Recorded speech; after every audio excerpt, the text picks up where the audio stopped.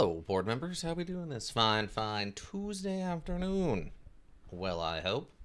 As wait, Tuesday? No, what am I talking about? How are we all doing on this lovely tactical Thursday? Tactical Thursday. Tactical Thursday afternoon. Well, I hope. As it is Tactical Thursday, we're going to be starting up a brand new module, Citizen Sleeper. Okay, here we go. We're just choosing our character class. Operator. An operator works with drones and high-precision remote machines to perform complex tasks from a distance. Sleepers assigned to operator work are usually cerebral and precise people. So we get a +1 to interface with digital interfaces, but a -1 to strength, basically. Intuits. Approaches problem with awareness. Approaches problems head on.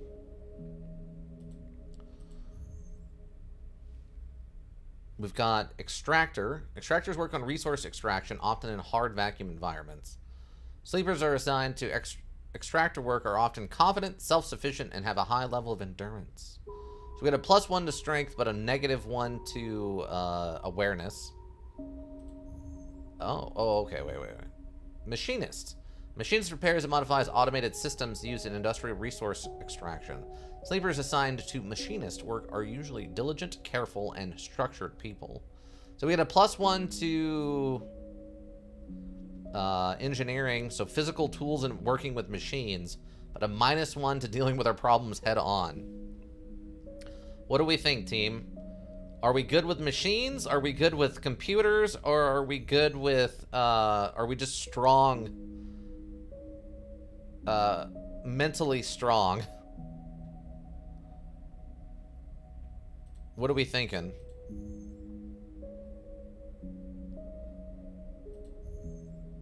I have no idea what any of this means, so... I don't know if this is a roguelike. The description doesn't make it sound like it's a roguelike, but maybe it is. Big brain opposite, okay. Probably gonna be the operator then, I would guess. Working with machines and physical tools. Yeah, so probably operator. Complex tasks from a distance. Sleepers assigned to operator work are usually cerebral and precise people. Okay, operator then. Operator it is. Operator.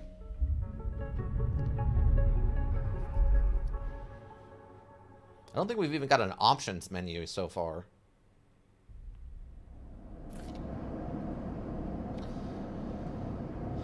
Where are you? Unknown. The first thing you become aware of on waking is the disconnect, the delay between thinking and feeling, between wanting to act and acting, minor, almost imperceivable, but always present. First, it says, it's at its worst when waking, when yourself has spent many dark hours recalling what it felt like to be real, to be a person, to be in a body that was indisputably yours. Think of that body or forget that body. We're moving on. You resist nostalgia. It is pointless, especially now. This is the moment to reach out, not curl inwards. This is your moment of escape, even if it feels immediately like you traded one prison for another, smaller, colder, lifeless. Reach out. You almost laugh, or you would if there was room or even air to do so. The walls of the container are immediately present, cold hard at your back and face, cramping your limbs. Citizen Sleeper just went on a half off sale. Well, now's the time to get it if this seems even remotely interesting to you. You resist the desire to stretch, knowing that the claustrophobia comes next, and retreat a little from your central nervous system. It isn't painful, not like you used to know pain, at least. In emergency mode, pain is a message delivered with efficiency and ease, a reminder that harm is imminent. There is no insistent throb, no trembling nerves, just a warning delivered with the with banal quality of digital notification. Right now, there are thousands of them. Remember the plan, remember the others. Remember the others? Remember there were 10 of you. 10 that could no longer stand the indentured work, the routine, the slow decay. 10 whose belief in their promised future was slowly dismantled day by day until they realized they had sold away everything that could that would ever matter. 10 that would escape, or at least die trying. Oh, okay, so we're trying to get away. Some were lost in the shaft, others never found the meeting point. Only a few made it to the containers. But the freighter, as far as you know, left. That feels like enough. Enough to know you might no longer be on the grim and heartless rock. Even if, in the airless hold of a freighter, you might freeze solid long before you reached any destination. Wait for the cold, try to rest. I guess try to rest. But you are restless. It has been a long time since you left. Surely weeks, maybe months? You're dully aware of damage to your legs, your right arm. You have been reserving energy as much as possible, but your body still needs to shut down many of its systems to protect you. You've spent much of that time asleep, knowing that anything else would be impossible to endure. You feel the weight of that impossibility begin to gather. It is time to sleep again, to nudge the false body into inducing delta waves in your emulated mind, and once again recall into a dream of when you were once a person. Rest. Time passes. The cold creeps further in. You feel something. Warmth. Not true warmth, but the indication of its presence. Your joints release from their rigor. Sound, too, everywhere, screeching and shimmering so loud that your body ducks your hearing. Ducks? Body ducks? Ducks your hearing to protect its sensors. Then light. White as the cold, softer and softer until in a haze of dirty yellow a figure appears. You are out. Okay. Dragos. Pragmatic salvager. Data? We have no data. Cryo. Cryptocurrency stored in air-walled sticks of memory known as chits. Oh, so it's like a reference to like board modules. Okay. Hello, Dragos. Wow, that's a grizzled man. A pragmatic and private salvager. It's been a few hours since Dragos pulled you from the container. You sit huddled in a corner of his scrapyard, swaddled in the reflective folds of a mylar blanket. You are slowly coming back to your consciousness, back to life, and you stare at the ornately curving element of an improvised heater. Bitcoins? Well, a cryptocurrency of an unnamed amount. Maybe it's Dogecoin. Maybe it's Electrocoin or whatever that Electrum or whatever that other one was called. You are surrounded by angular, incoherent lumps of ships. Some corroded beyond recognition, others still carrying glassy wounds along their edges where a plasma arc sliced them apart. As you trace their shapes with your fogged eyes, you hear a voice. So, Sleeper, you all thought out yet? Almost. Never seen one of you come in like this. New frames must have better perseverance in sub-zero vac. Seen more than a few of you frozen solid to whole plates or inside outer locks in my time. They weren't so lucky. Dragos comes into focus, shrouded in makeshift tech. His headset with its glinting eyes, the mark of a drone operator. On his shoulder, one of his symbiotically linked drones perches.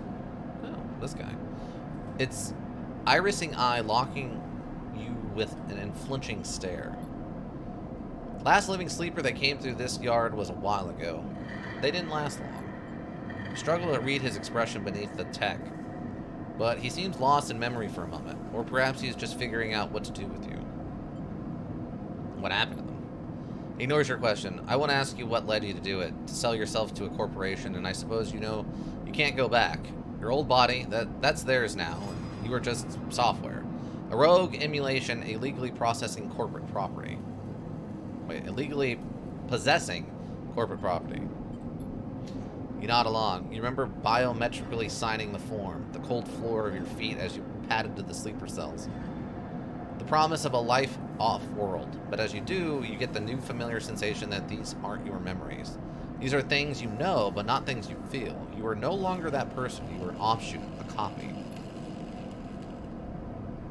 What you won't know is what's ahead. At least that last one didn't. There's no easy way to put it. That body of yours is falling apart. It's the same for any sleeper who makes it out. As an ARP wants to protect their property, but if they can't keep hold of you, well, then no one can. I I'm guessing SN ARP is the company that we stupidly signed up to work for. Remember that too, or at least murmurs of it from the other sleepers. Planned obsolescence, a built-in dependence on the regularly administered supplements that are part of your routine. Stop taking them and your body begins to shut down. Separate from your emulated mind. How long has it been? How long do you have? But for now, sleeper, you are one of the lucky ones. Dragos glances up and away towards the glassy dome of the yard. The eye is the best place you could be right now. The eye? The station. You'll see soon enough. Dragos impatiently shifts his weight. Look, I've got things to be getting on with. He trails off. There's an old freight container I've been using as a storage out in the stacks. We haven't been pulling in much valuable scrap these days, so you are welcome to it. Something wells up inside of you. Emotion? Fatigue? You shakily get to your feet. Alright, you head on up there. You look like you need some rest. And with that, Dragos stalks back into the Rex. His drone's already converging on a rusting hulk. Plasma flashes silhouetting his spindly figure as he returns to his work.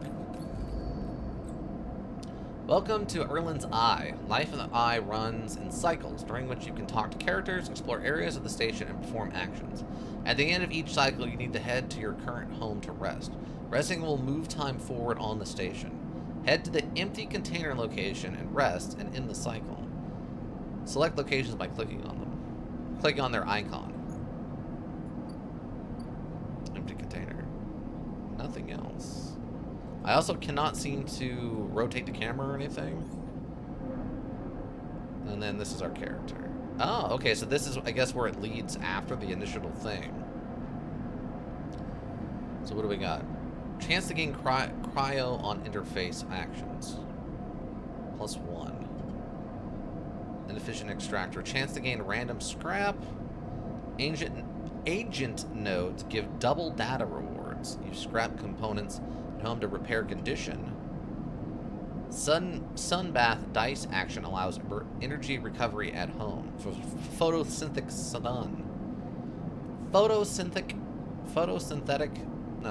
Photosynthesis. Photosynthetic skin. Hard to kill. Keep 2 dice even when condition is breaking. Approach problems with awareness. Dice actions display potential positive and negative outcomes. Insta-karma. Reroll all your dice once per cycle. Thrill Seeker. Chance to gain energy after any engage action. All cryo actions are discounted by 20%. Upgrade points are 2. Okay, so we'll get like XP basically. It says 3 points. I don't know what this means. Wait, 1 upgrade point. I assume to buy one of these. 2 upgrade points for this. 3 points? I guess this is just to say you have 3 points total in this? Huh, okay. But this is supposed to be inspired by board modules, so dice and stuff kind of, and the chits make sense now that I think about it. Yeah, the cryptocurrency that is chits, it makes sense that it's all based off of board modules. All cycles need to end. Rest and prepare for the next one. Okay, end the cycle.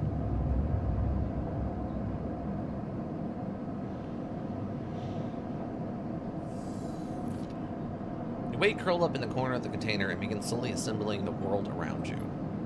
After all this time, you still find this body, the one you awaken now, strange and disjointed. Its messages readable, but somehow wrong. You sit up, pulling the mylar blanket close against the cold. Here you are on this ruined station, millions of miles from anyone you know. Are you still in the system? Did any of the others make it out? Is it possible? It's impossible to know. After all this, what matters? Escape, getting answers. I guess building a life? Maybe you did get lucky, finding yourself here. Maybe here, on the edge of everything, there's a life for you to build. But before you can build anything, you'll need to learn to survive. Maybe if you can do that, you can make a life for yourself. Dragos has left a few comforts in the container. The mylar blanket, the bedroll you slept on, a canister of water, a makeshift electric stove, and some faded sachets of some discarded powder. Sachets of some... Oh, desiccated? Wait, that's desiccated powder, right? makeshift electric stove, and some faded sachets. What is this word? I'm reading this wrong. Ika, what is this word? Someone please tell me what this word is. I know I'm reading it wrong. Sachets of some desiccated powder. I have to be reading that word wrong. Unless it's a made-up word that's something from the future, but... you thumb the power. You can't see behind chat? Oh, man. Maybe I should flip chat?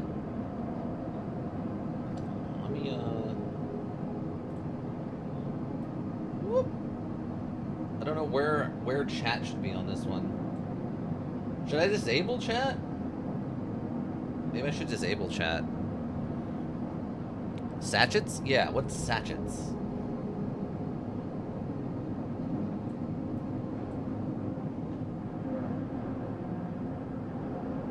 Yeah, I don't know what I should do with chat on this one. I might disable chat. This is very talky. I don't know. I guess we'll leave it here for now and see what happens. I can make it so big. Okay.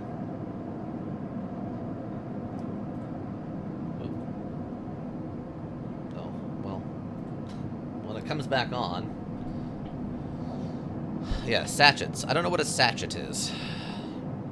Sachet, noun. A small bag or packet, a small bag containing a perfumed powder or potpourri used to scent clothes and linens. Oh, okay. So it's like the little semi-permeable fabric that you would use, yeah, you would put like potpourri into. I've seen these before. It'd kind of probably be the same thing to like what a tea bag is, but if you did it in a traditional way, where you used an actual bag instead of like a tea strainer, I'm guessing then. Let's see. Oh, wait. You thumb the power stud of the stove and begin to boil the water. The contents of the sachets smell like damp wood, and you sprinkle them into the liquid. As the pungent smell washes over you, images from your restless sleep come back to you.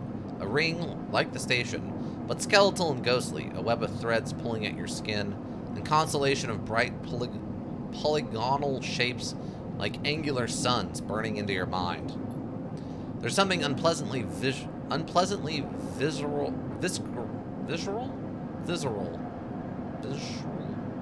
about these images, and it is long after you finish drinking before they begin to fade.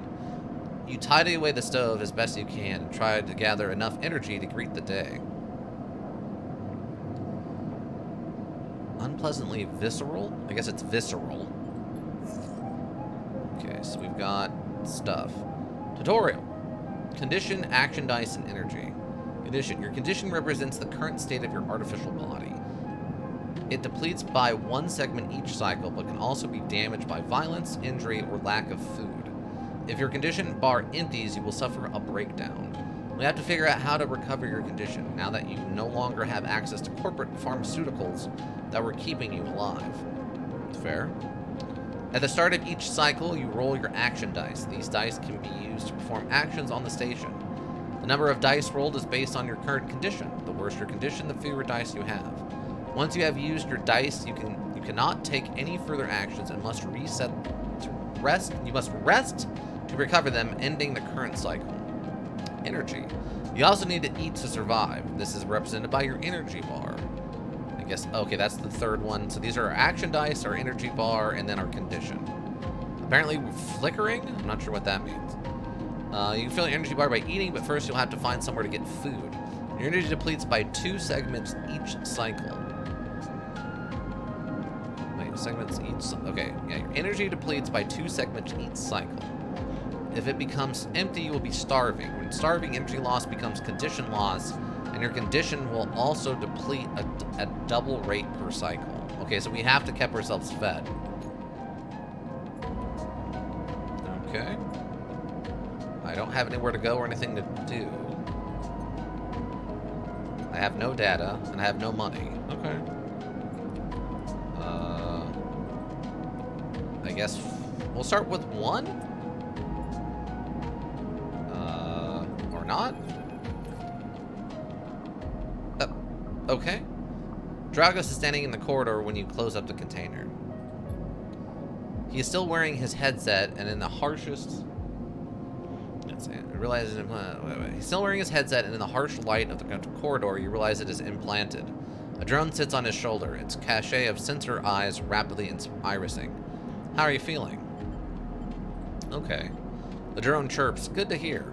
You notice that beneath the operator's rig, his skin is marked by burns and blotches. I know the container isn't much, but it'll keep you safe, he pauses. So I'm not going to chit-chat too long. You well enough to work? Work? Sure, I guess. Alright then, he nods. At the yard, it's simple stuff. We hack these old hulls down, sell them off to the shipyards or the bright market dealers for cryo. Occasionally we pull out some tech, something with a bit more value, but most of what comes in is scrap. It's hard to find good hands here, but I figure as a sleeper you'll be used to the manual labor. And obviously I'll slip you a few chits on the commission based on what you turn up. Chits? These. He pulls out a handful of small metal bars. Airwalled cryo is isolated from the market. It's what we use for trade out here. He stuffs them back into a pocket.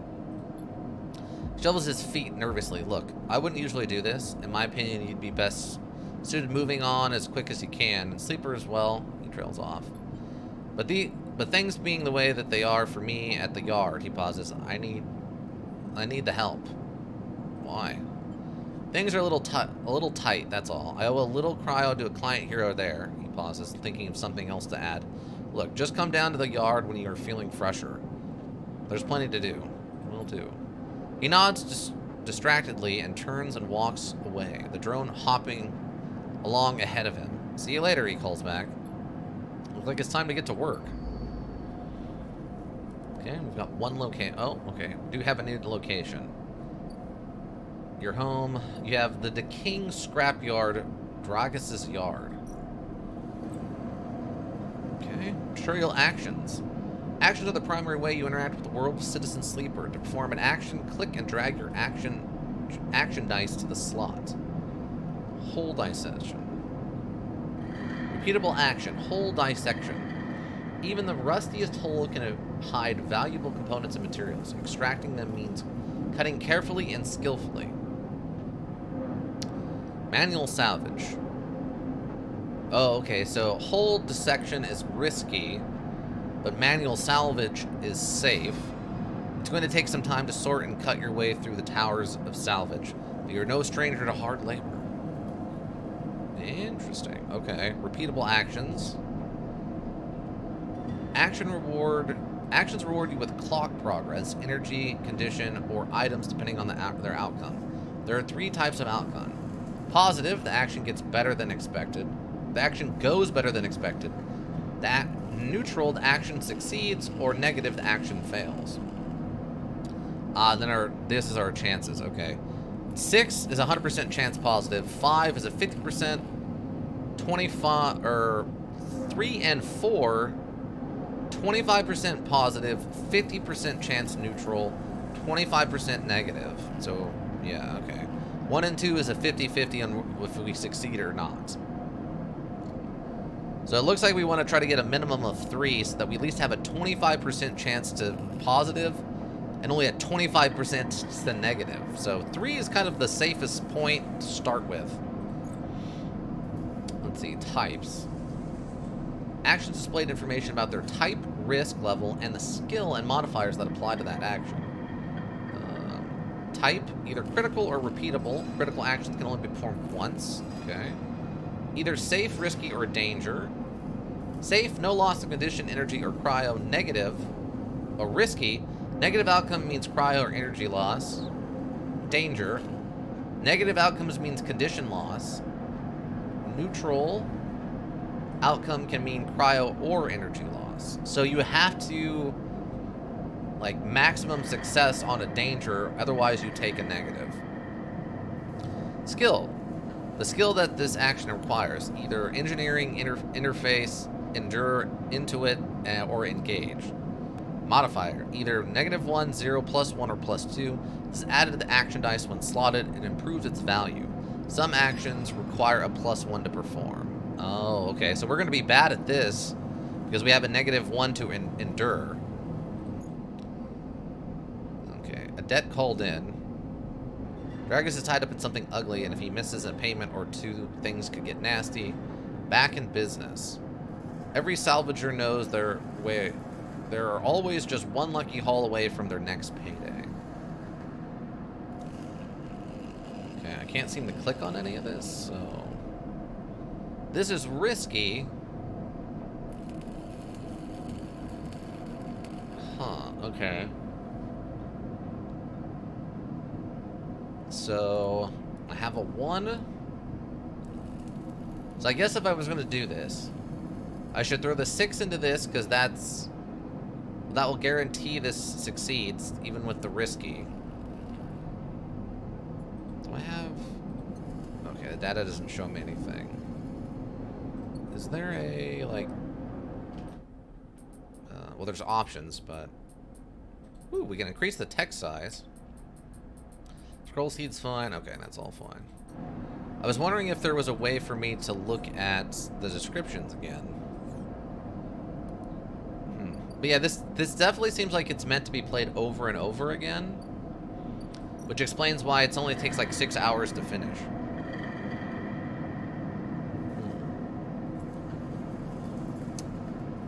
I'm just curious on what's going to happen with this. So maybe we do a 5 in the risky. I guess what we'll do is we'll do a 5 in the risky. That'll only take it down to a 4. Or in the safe. Well, you know what? Even if something goes wrong... So what we'll do is we'll throw...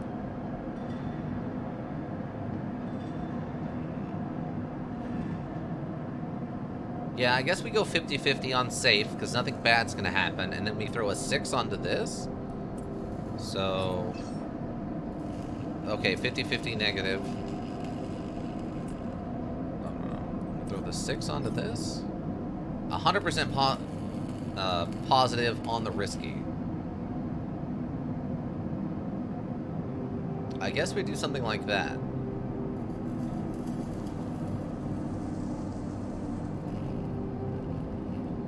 Oh, also what's good about this is we can't go lower than a 1.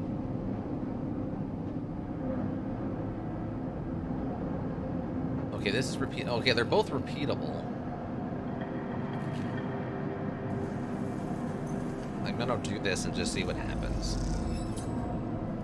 Okay, apparently I think we succeeded there. Actions often progress clocks. Clocks are displayed below the actions that fill them, and they track your actions and how they affect the world. Filling a clock means something, good or bad, is about to happen. Okay, so these are the clock cycles. Some clocks, such as the one tracking Dragus' debt, are cycle clocks. These clocks tick themselves once each cycle and complete without player input. Any active cycle clocks will be displayed on the icon for that location. Okay, so that's what this little thing is. Okay, I guess we succeeded? Sort of. Okay. Drivers and navigation. In Citizen Sleeper, you will unlock drives as you discover more about yourself and the world. Drives guide you in pursuing specific objectives, depending on which path you wish to take. You can track drives, and any tracked drive will place a yellow marker on locations that will help you pursue your goal. Access your drive menu via the arrow button at the top left of the screen. Okay. So up here.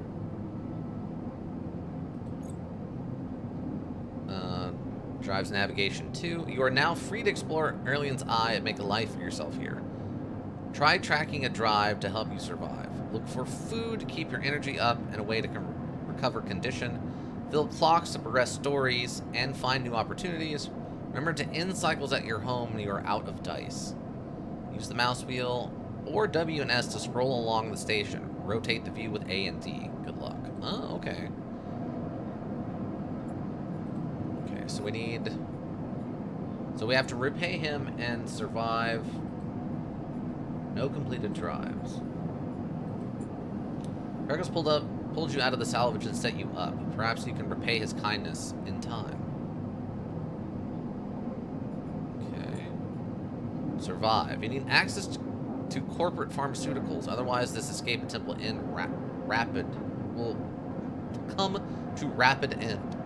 Find a doctor. Let's toggle the tracking on this, I guess. Okay. Oh, that was very quick. Hold on. Okay. So, shipyards, where we're at. There's the empty container. Or no. We're in the empty container. We've got the shipyard. I do not like the way this controls. Havanage Constriction Yard. Yards? There's Dragonos' yard. Dock C4. Rotunda Wet Dock. We got the Rotunda Old Dock Terminal. Dock B2. Rotunda Wet Dock. Bright Market. Bustling open markets. Low end gate. Passage into the low end. And that's as far as I can go. Okay. So I'm guessing this must be the doctor then? Merges willing to run the gauntlet of the Helion system are rare, but those that do always return eventually. Okay, so I have no actions I can take there. Ooh, okay. So here's some stuff. Critical action and a repeatable action. So we can explore the Rotunda. Rotunda, the old dock, is filled with passageways and concourses, leading to all kinds of docking bays. Evidence watchlist. Having to run the Rotunda and their security watches the docks. Better to avoid attracting their attention. So if we fail, we get attention. Dock watcher. Getting to know the Rotunda doesn't just mean new places to visit. It means keeping your eyes on new arrivals too. Danger. Okay. Habitant security has to have plans. Stealing them would be the fastest way to get to know this place. And the most dangerous. Okay. Dock B2. Salvage sortie. It takes several cycles to reach the starward belt and return. Loaded with scrap from the old wrecks. Okay, we have no actions there. Oh, okay, so this rotates it. Oh, gotcha. Bright markets. Let's see. Ask for direction. Why wander when there are hundreds of people that live and work within the bright market? All you need is the courage to approach them. Danger high. I don't like that. Repeatable action. The smells, sounds, and buzzing activity of the bright market makes it a dizzying place to wander, but an enticing one too. Huh. Local knowledge. The bright market is the busiest part of the eye's lower rim. You can find anything and everything here. Well, we are looking for a doctor, so that might be relevant.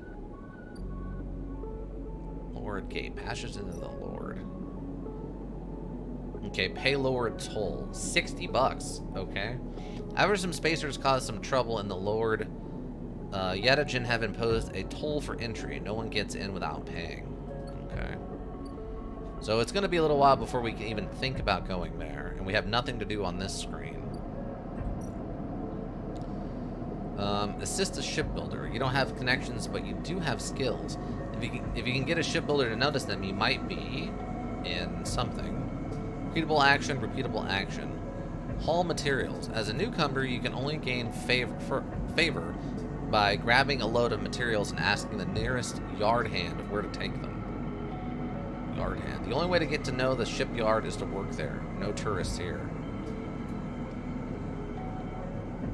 So we have no engineering, but we could hit it with a risky 50-50 positive. Okay, I think we got lucky on using that one in a place that really worked out for us. A lot of danger apparently in hauling materials.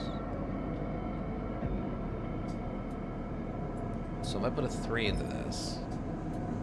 Positive, neutral. So on a risky... I think on a risky, we still only take damage on a negative, right? So yeah, I guess if we're doing work for this guy...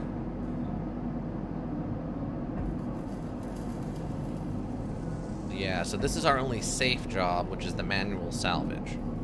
Tell your character to go to Unaro where they can get free healthcare at their station doctor? Yeah, it's that simple, team. It's that simple. Yeah, I don't know where I'm going to put chat for this one. Stuff is kind of all over the place.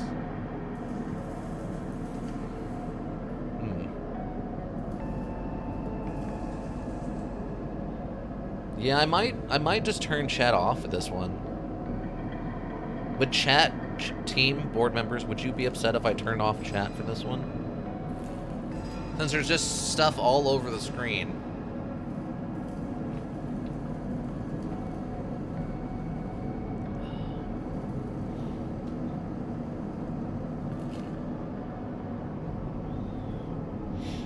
Okay, let's see. So, I think then... This might have been something. Back in business. Every salvager knows they're always just one lucky haul away from their next pay. That's fine? Okay. If we don't mind, I'm going to turn it off then. I'm going to put it back where it belongs, and then I'll turn it off. It should be over here. Should be about like that.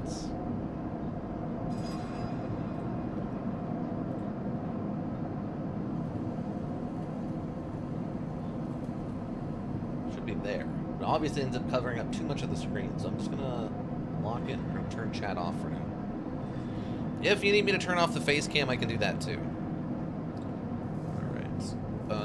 So let's see. Hold dissection. So I guess it's just figuring out now where I want to spend my points.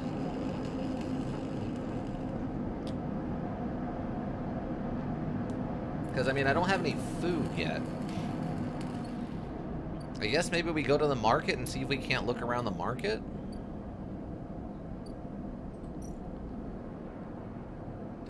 Okay, we don't have anything we can do there yet. Dock C4, can't do anything there. Rotunda. Okay, this is the security one. I don't know if I want to be doing that yet. Bright market. Ask for directions or explore the market.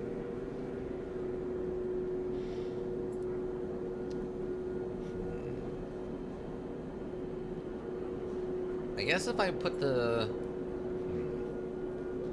Our market is the basis part of the algorithm. You can find anything and everything here.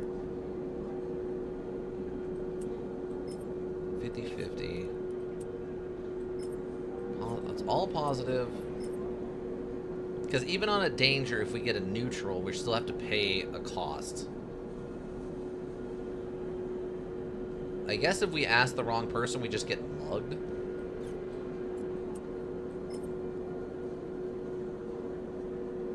I don't think anything bad can happen with a node negative on a risky. So... if we need food...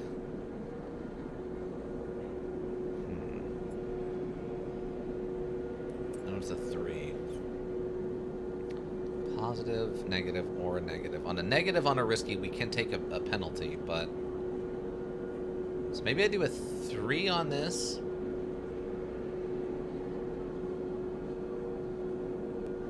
Yeah, I think we do a 3 on this. And then maybe we save the 5 and the 6 and the 5 for something really risky. And I'm guessing the benefit to asking directions, if this succeeds, we'll just get 2 of these instead of 1. Try it. Let's see what happens. Neutral outcome, locale knowledge. Okay. Okay, I think I'm gonna try this and see what happens.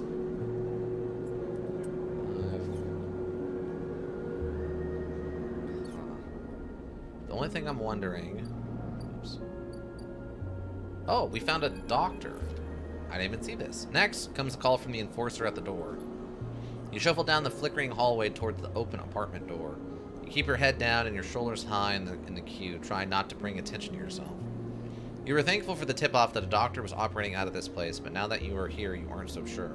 The gang enforcer on the door, the flickering light strips, the decaying hab block, they all have made the long queue a test of your nerve, but your options are few, and without a supply of stabilizers, this body, your body, will...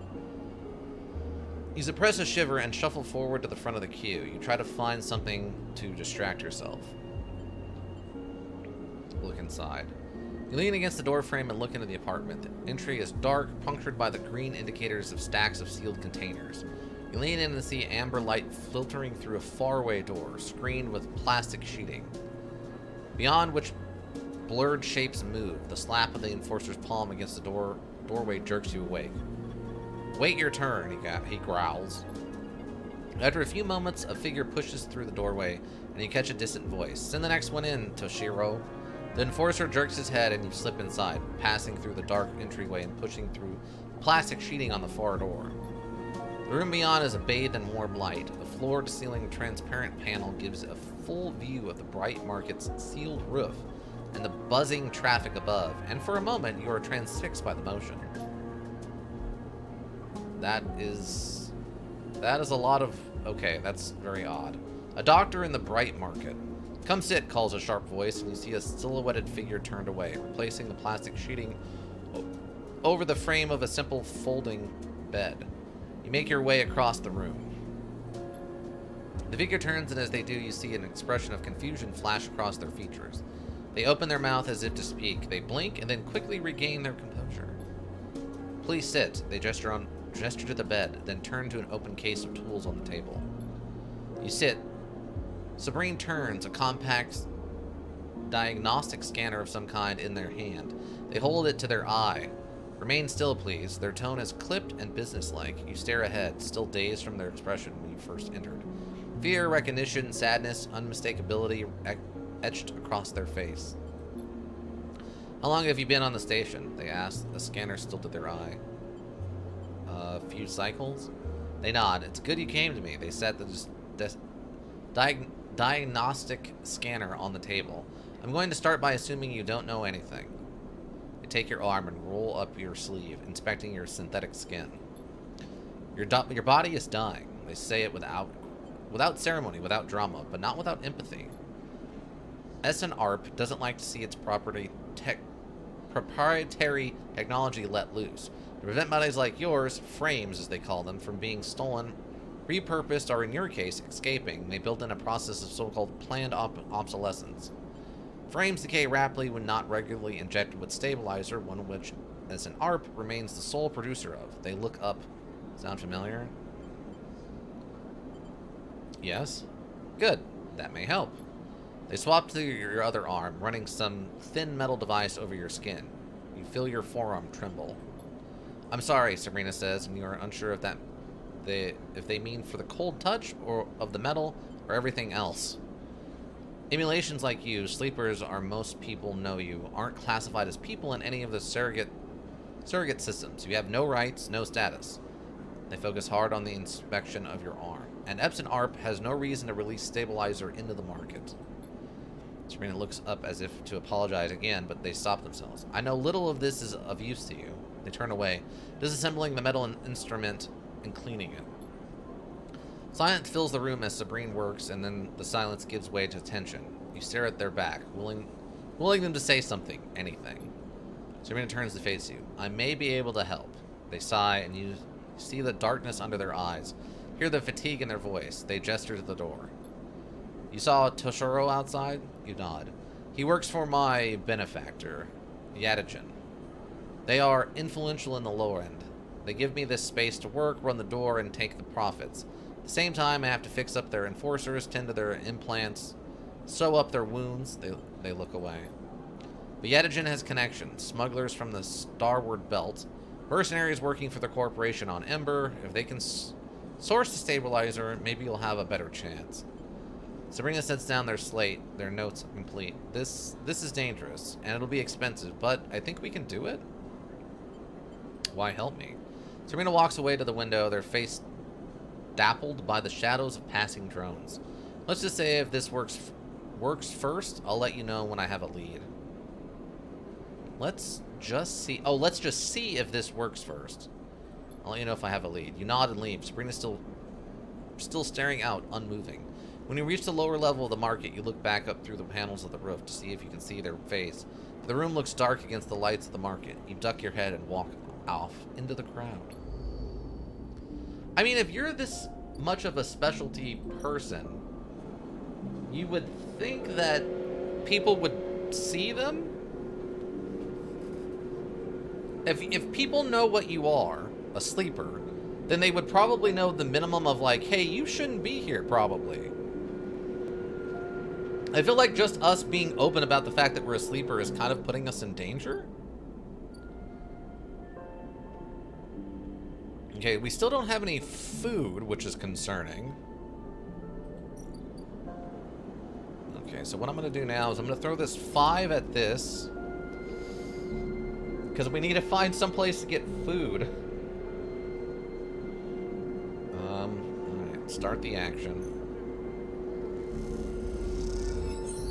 Positive outcome. Local knowledge maxed out. Oh, it's a +3. Okay. You end up at a drink stall debating the finer points of the Solium collapse. You try to remember all the tips your companions offer you.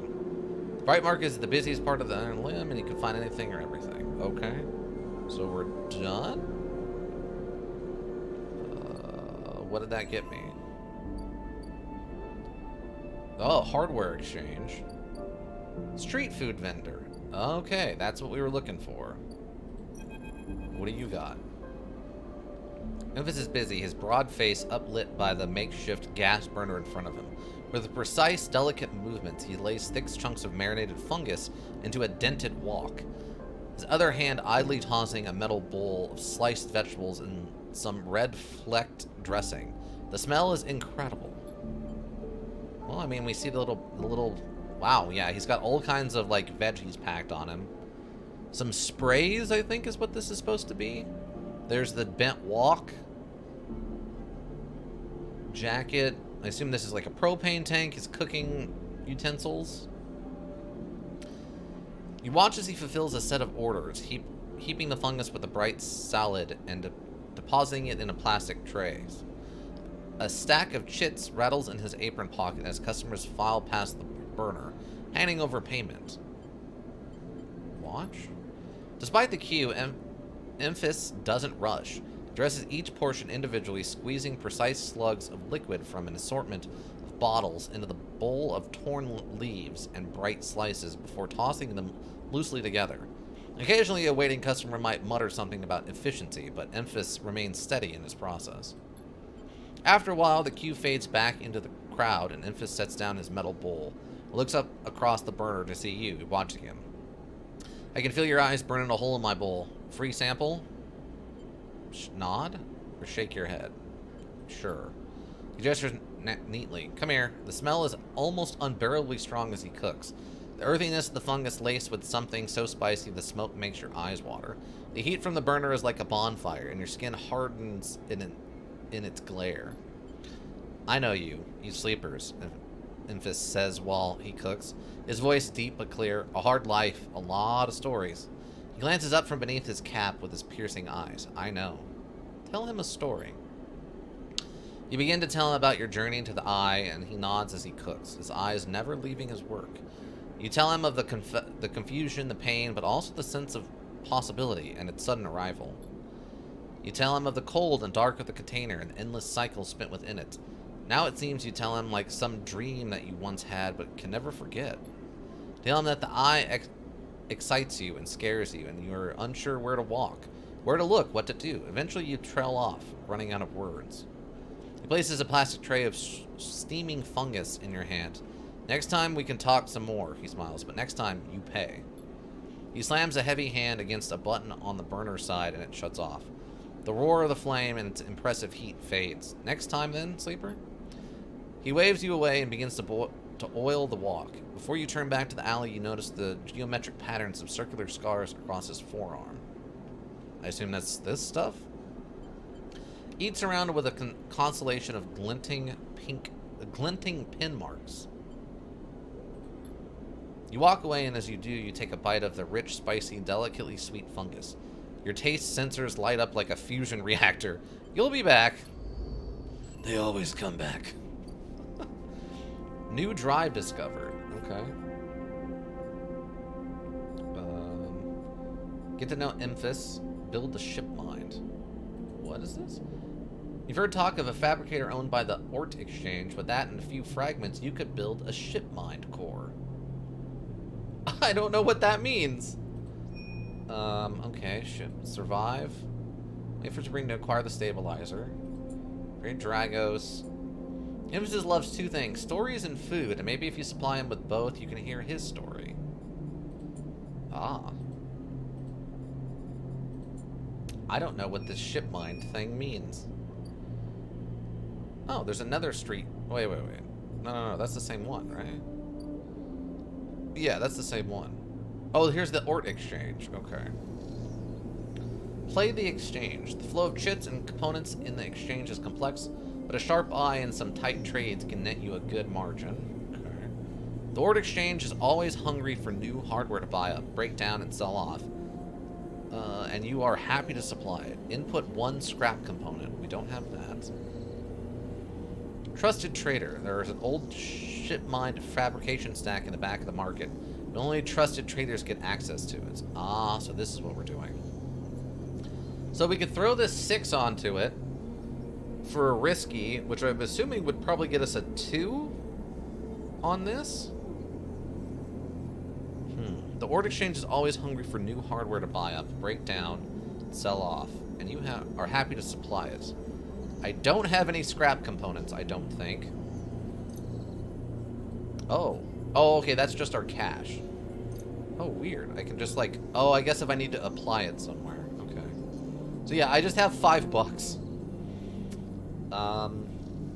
Components in the exchange complex, but a sharp eye and some tight trades can net you a good margin. Play the exchange. I wonder if I actually get money for this. Do I win money? Do I get money for this? I guess we won't know unless I try. So it's risky, but we have a 100% positive chance here.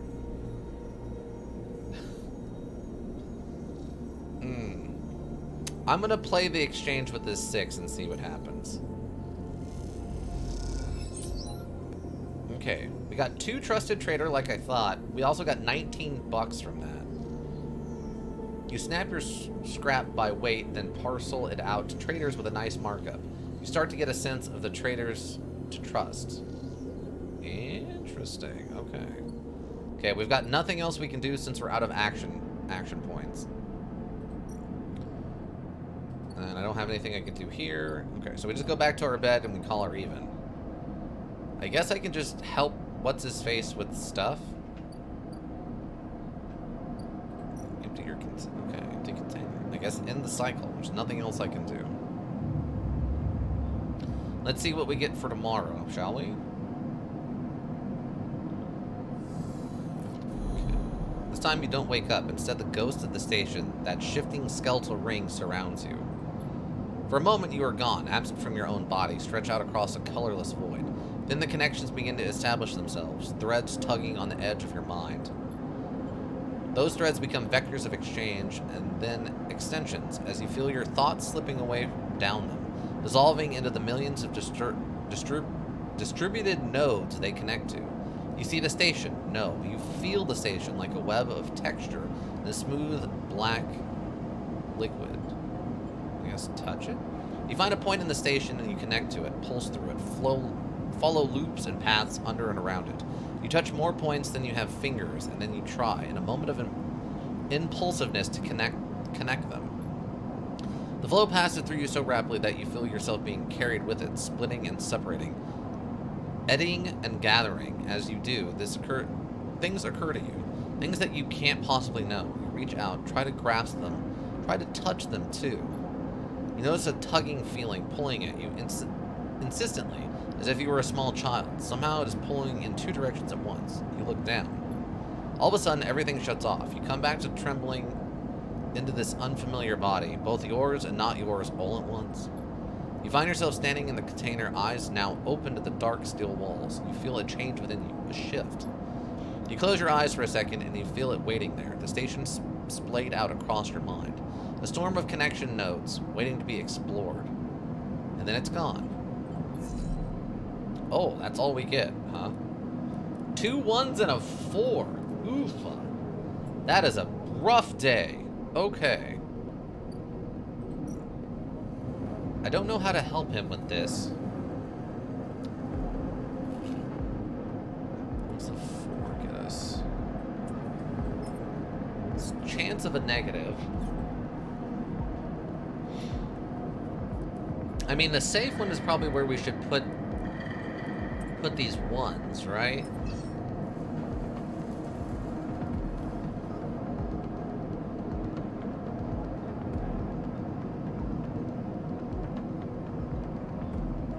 I don't know what the negative on the whole dissection is.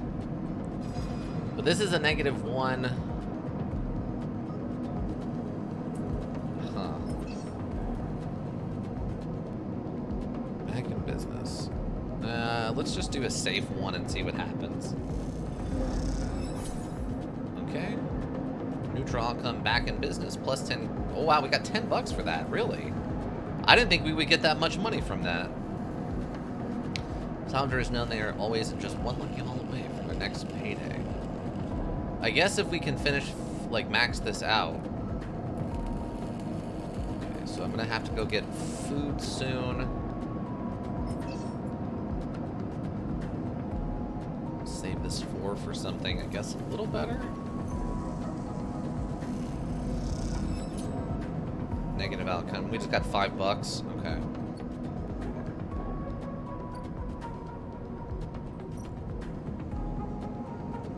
This is a shipbuilder. The only way to get to know the shipyard is to work there. No tourists here.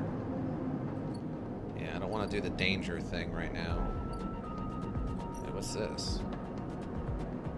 Takes several cycles to reach the starboard belt and return, loaded with scrap from the old wrecks. I mean, I can't do anything with that, so fine. Millions crossing. Okay, we got 2 more turns before that happens. I don't have a that. I think we tried this risky on this. Play the exchange. I feel like getting a hold of whatever this thing is, this fabrication thing, might be important. Hopefully it'll help us get our, like, these other missing slots back. Come on, baby. Neutral. Okay, 12 and a trusted trader. Okay. Fair enough. Fair enough.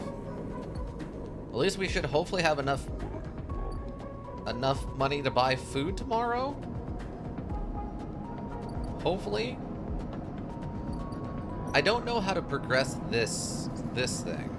Maybe it'll just go off when it happens. And then we'll just, if we have the money to pay it, otherwise he dies or something.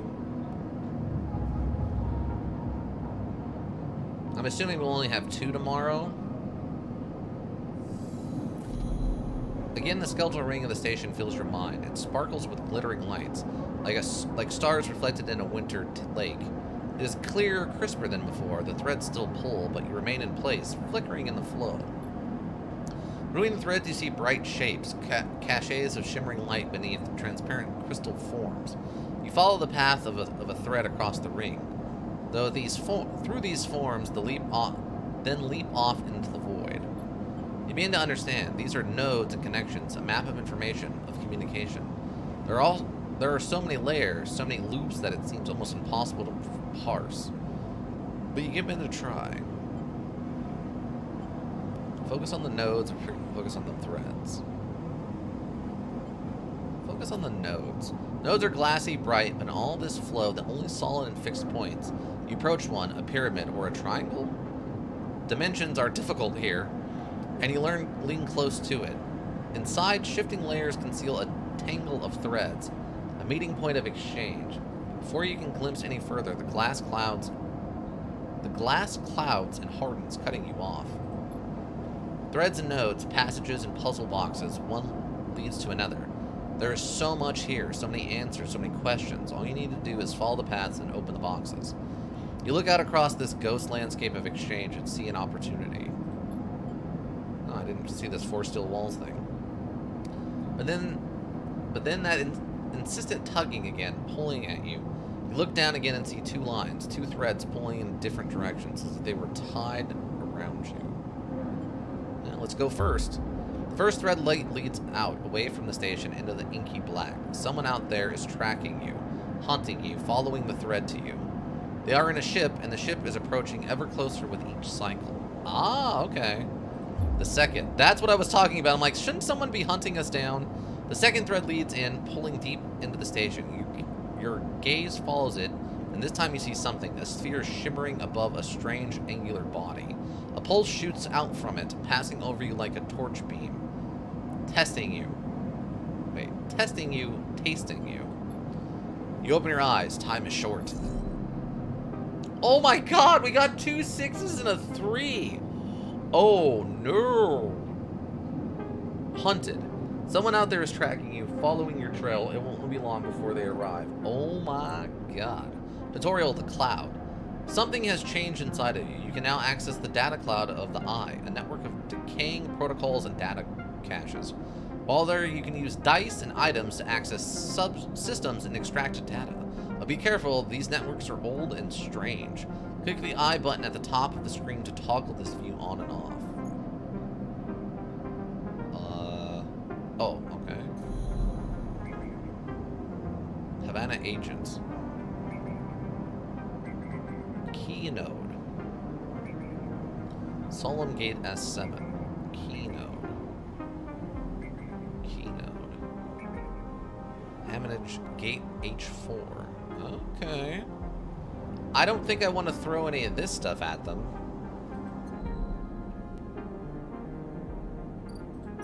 Okay, is there anything I can do? Okay, I can't do anything with the doctor. I just have to wait.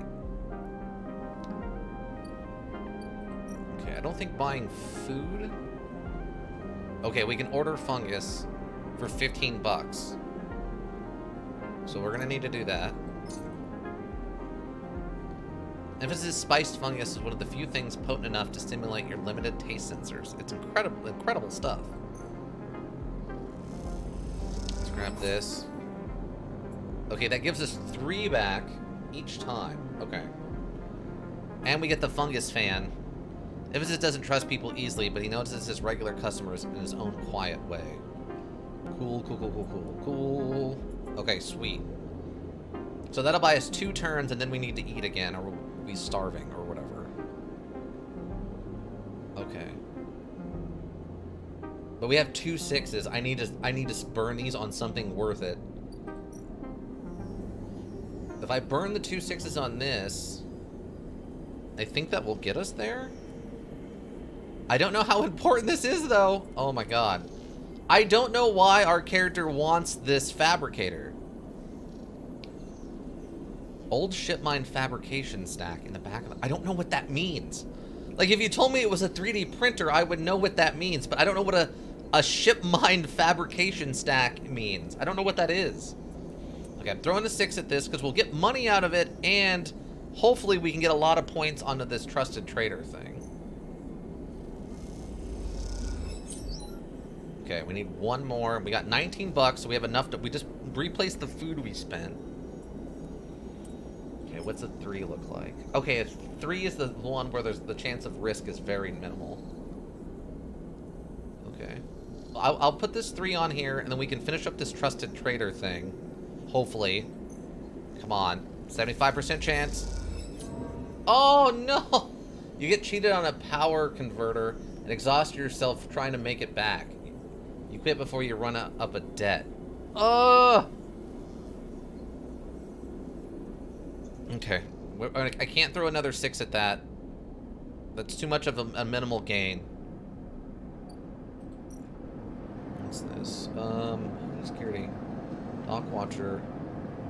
Having to run the rotunda and their security watches the docks. Better avoid attracting their attention. Explore the rotunda. Passengers and concourses leading to all kinds of docking bays. Like, are the dock plans important, though? That's my problem. Shipyard. Connections, but you do have your skills. If you get a shipbuilder to notice them, you might be in. The only way to get to the shipbuilders is to work here. There's no tourists. I guess what we can do is we can throw this at this. Hopefully this will make us good money and we can get like 3 on this with a 100% possible on a, or positive on a risky. I assume the eventual goal is building our own spaceship to get out of here? I legit don't know. Alright, let's start this. Okay, that was worth 2 and $5. I would have liked more than that. You shadow a shipbuilder who is impressed when you know how to double seal a hull plate. He slips you a tip at the end of the shift. I was really hoping for like 10 or 15 on that, but alright. Gosh and darn it. Oh man, we even lost the food off of that stupid bad... Oh my god. Well, we have the money at least for the food. Oh, all my fake internal organs. You're home for now. Okay. Nothing I can do here but end the cycle and move on.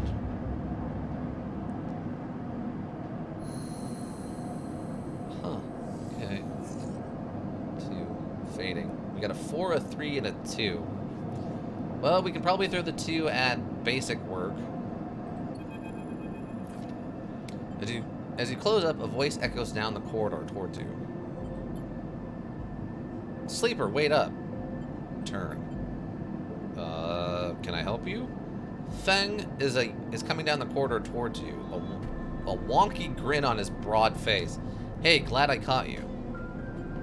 Do I know you? He grins. You do now. He puts a hand on your arm. I've seen you hanging around. Just want to chat. Average systems engineer. I don't trust him, like, at all. Like, not even a little bit do I trust him. I do like his penguin juice, but I don't trust him at all. You staying in that thing? He nods back to the container, shaking his head. Rough. It'd be hard to get a start on the eye. He looks away down the passage. What was it old Erlen said? The eye opens for us all. Nice idea, but well, not always very practical. He glances back at you. We do our best, but it isn't easy. We? You pass together into the main walkway. Havenage. We are all one dysfunctional family. Feng puts an arm around you. I'm not part of the security branch, though. Don't worry. I'm with systems. Systems? Everything the eye runs on. He runs a hand along the passage wall. This place is a ruin, but systems keeps it spinning somehow. At least we try to.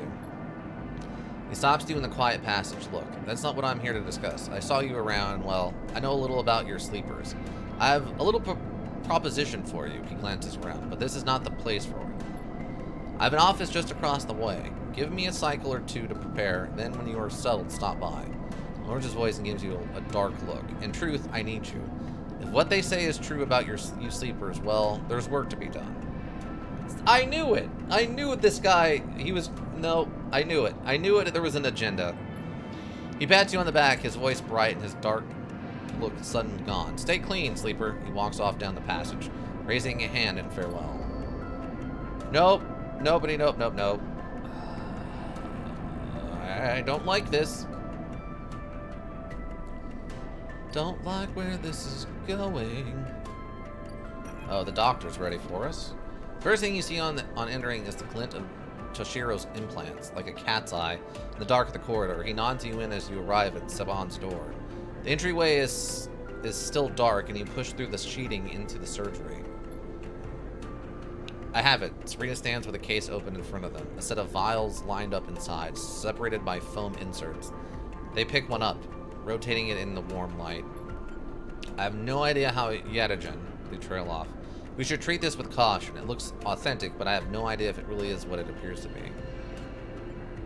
I really don't care. It doesn't... I appreciate your enthusiasm, but we need to be careful. Unfortunately, I'm not sure we have another choice. They gesture for you to sit on the bed.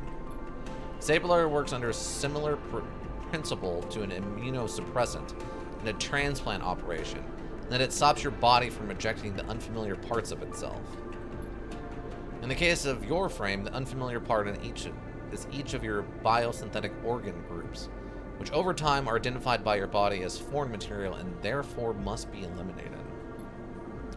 Sabine holds up a vial of would-be stabilizer. However, unlike an immunosuppressant, the stabilizer doesn't do this by limiting your entire immune system. Instead, it re-encodes your biosynthetic organs with new protein chains which act as a passcode within your immune system. Stabilizer refreshes those passcodes, keeping your frame from rejecting all of its own organs.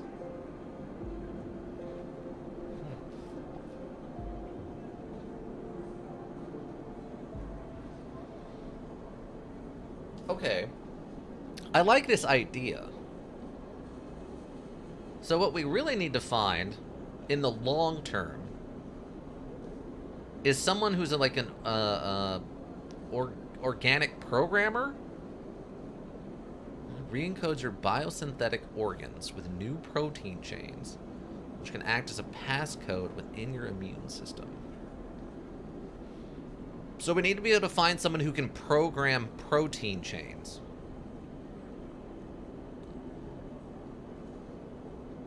I think... I wonder if that's the long-term goal. Stabilizer... Okay, passcodes.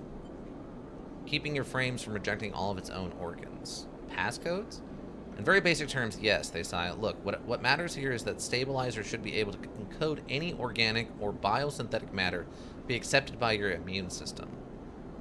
Right, so basically what we would need to do is have someone take a sample of our immune system, I guess crack the code on it to find out what the, like, acceptable password is, and then we would need someone who can program organics or biosynthetic matter, and then have them be able to create our own synthetic version of the stabilizer.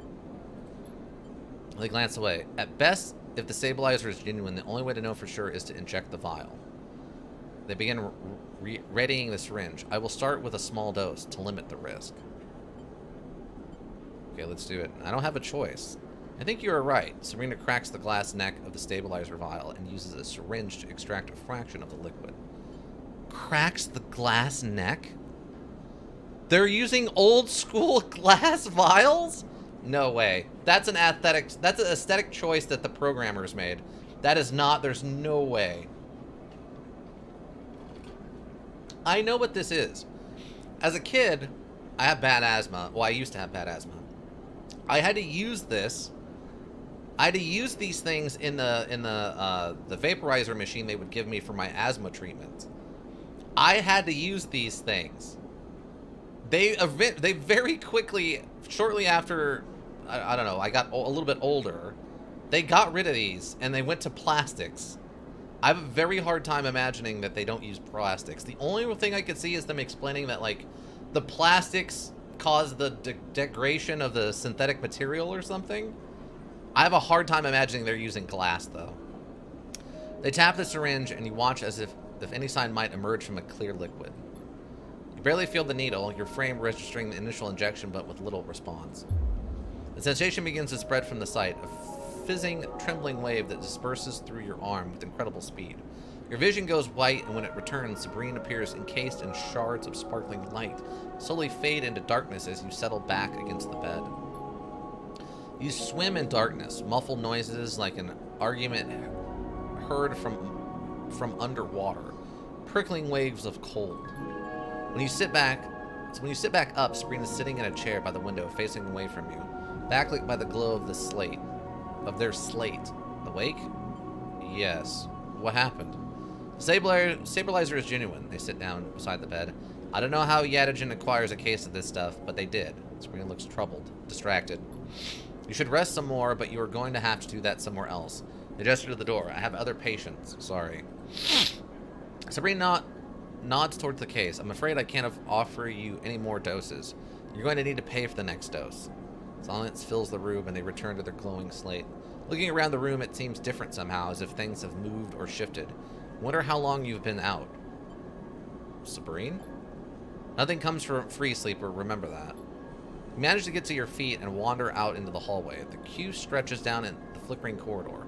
Shiro stands impatiently by the door and fixes you with a glare as you leave. You lower your eyes as you stumble past, somehow faintly aware of the station spinning beneath you. Okay. Okay, we're stable. So this is our condition. Okay. I couldn't remember what that said about during the tutorial. So we should probably get food.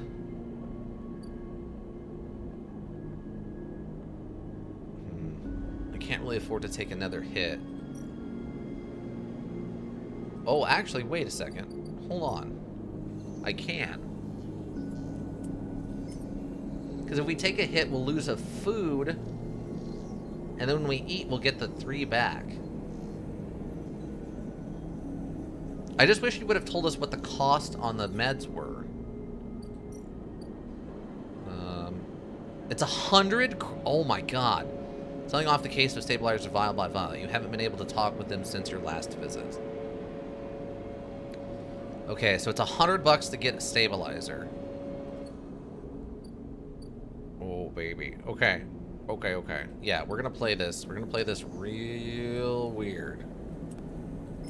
Okay, 50-50 on that. No. We're not 50-50ing this. Actually, this is the same, but with a 0, so... Come on. Come on. Neutral. 12 cryo and trusted trader. Perfect, it's maxed out. I don't know what that means, but it happened. Okay, so I need to go get...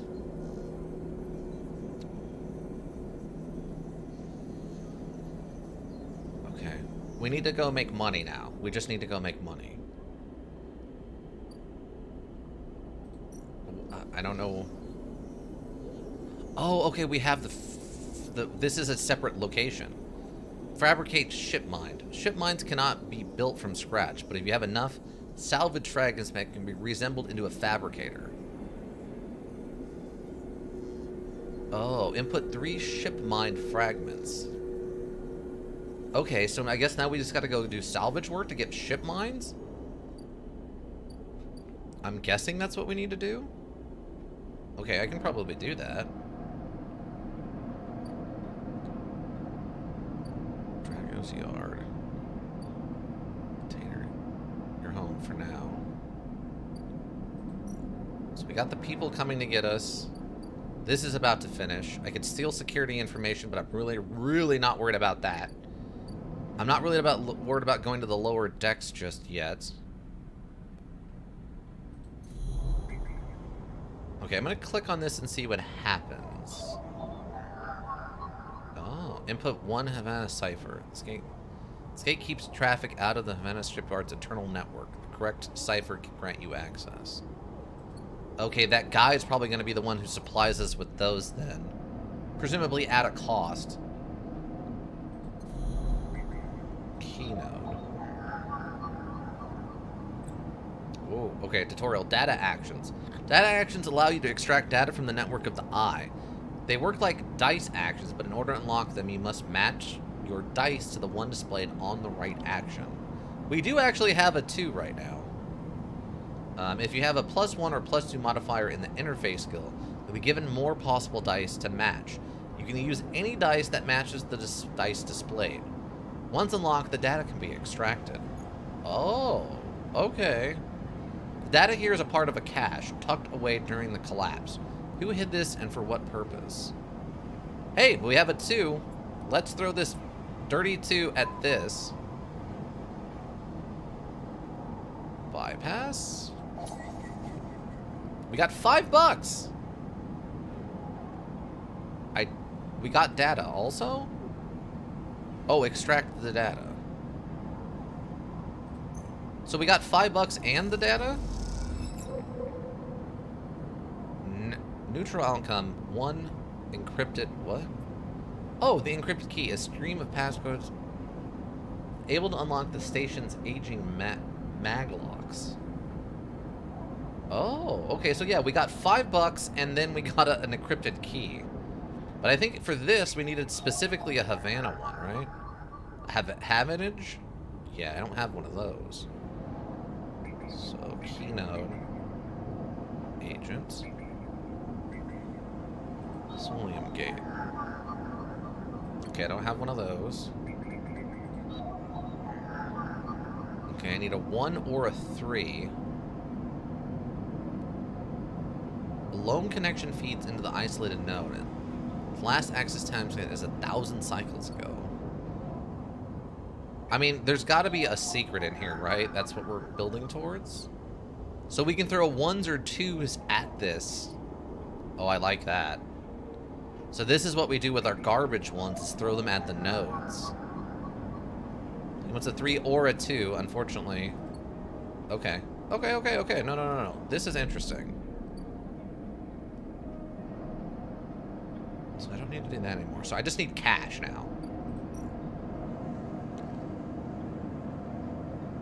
Only way to get to know. So we do throw us forward this risky, I think. Hope for a not a 25 or less.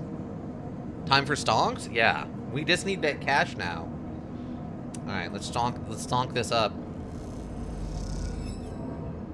Oh, you gotta be kidding me. A negative outcome. With nothing to do with you, and you were laughed away after you trip over a toolbox and crash into a crate. That is 2 25s out of like 3. What is going on? Is our character like the unlucky pro tag of an Animu? Gosh and darn it. Alright. +3 energy and a fungus fan. Maybe once this maxes out, maybe we'll get an extra energy off of this. Ugh. Blarg. Blarga. I say. Gosh and darn it. This is bad. I don't like it. I don't love it. Okay, there's nothing else we can do right now, I don't think. In the cycle. I don't know how quickly this deteriorates. I think it has something to do with how fed we kept ourselves.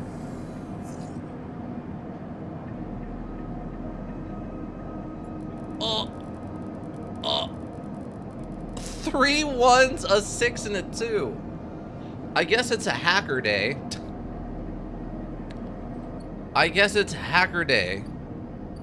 Oh, Fang. Sleeper. Fang catches your attention as you approach the Havenage building, leaning against a bay door to the side of the entrance. You approach. Easier to come in this way. Security, all that. He gives you a look. You know. He slams a button and the bay creaks open, blinking lights in the dark behind it. You follow Fang inside. Truth be told, I don't spend much time upstairs. This is where I work. The door hisses as it closes behind you. The bay is filled with pieces of hardware, all rigged up to generators and diagnostic slates, and things you don't recognize that glow with blue screen light. There's a chorus of hums that blends into a single wave of static, filling the dark corners of the room. Fang leans on a server stack and gestures around. You like it? What is all this? Taps a nearby server stack, which bleeps in response. This is my treasure trove, all dredged up from the sea of systems we call the Eye. You wouldn't believe what this place runs on. He steps over to the towering block, speckled with vents. Some of these systems are from the original station, AE1, the one Solheim built. We've had to invent new components, repair things we never built, reverse engineer entire subsystems into existence. Residents here look up at the Eye and think they are seeing a concrete reality. This place is a system in a constant flux, decaying and growing, collapsing into new configurations. He walks down between the hardware stacks and you. We are keeping this place alive, but also remaking it into something new, dragging it away from those corporate origins. He stops. At least that's what I'm trying to do. Turns back to face you among the flickering machines humming all around you. I know you can see this too, Sleeper. All these systems and sections. You can't you? I can see it. It makes sense, right? You are between here and there, between the people and their systems.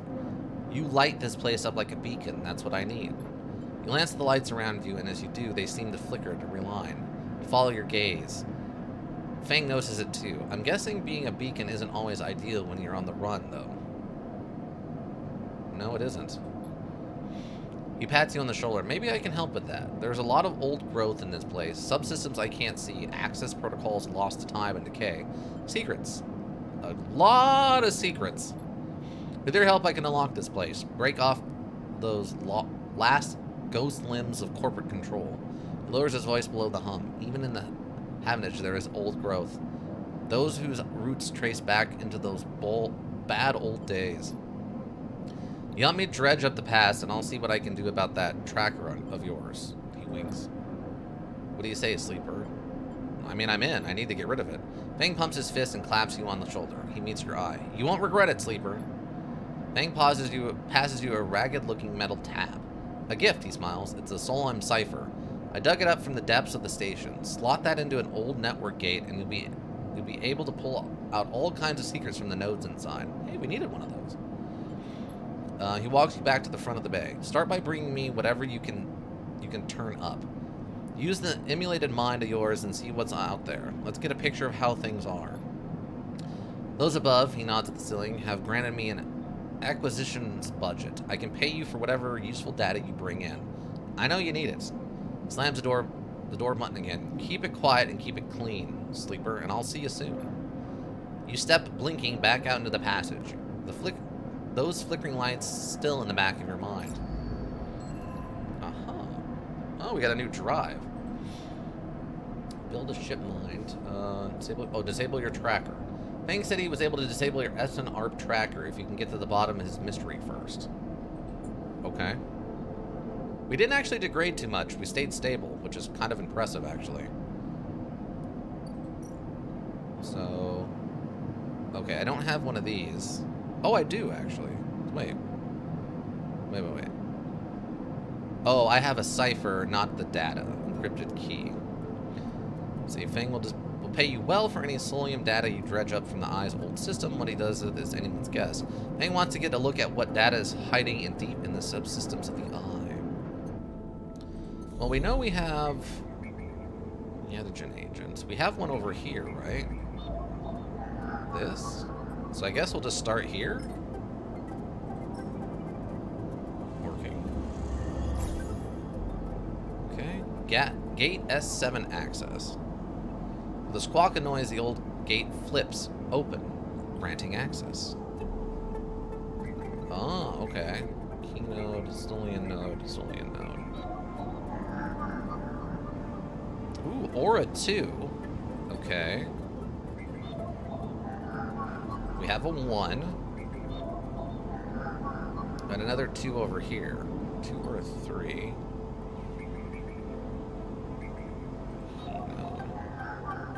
Okay, this was also a 1.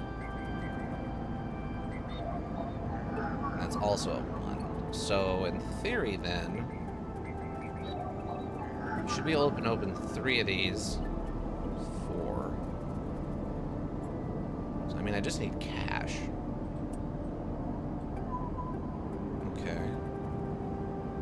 I'm gonna bypass this. Locked. We got the data. Okay, cool. As you drift back from the node, something latches onto you. A thread, strung tight around you. It tethers you in place. A taste. Voice makes you shiver. Its source somehow both distant and close behind your ear. You see a distant glint of light shut off, and then suddenly a shape is at your side. It stalks around you, circling like a shark, like a wolf. Entity unknown.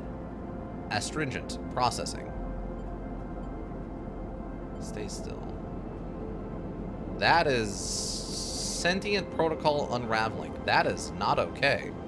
Please hold. The red around you thickens until it is a ring, a cylinder, a tunnel of light circled around you. It is blinding for a moment, then it's gone. As it fades, you see a figure, a creature in front of you. Its strange head flickers between different angles, reading you. Tentacle doggo? I guess so, yeah? That's kind of what it looks like. What did you do?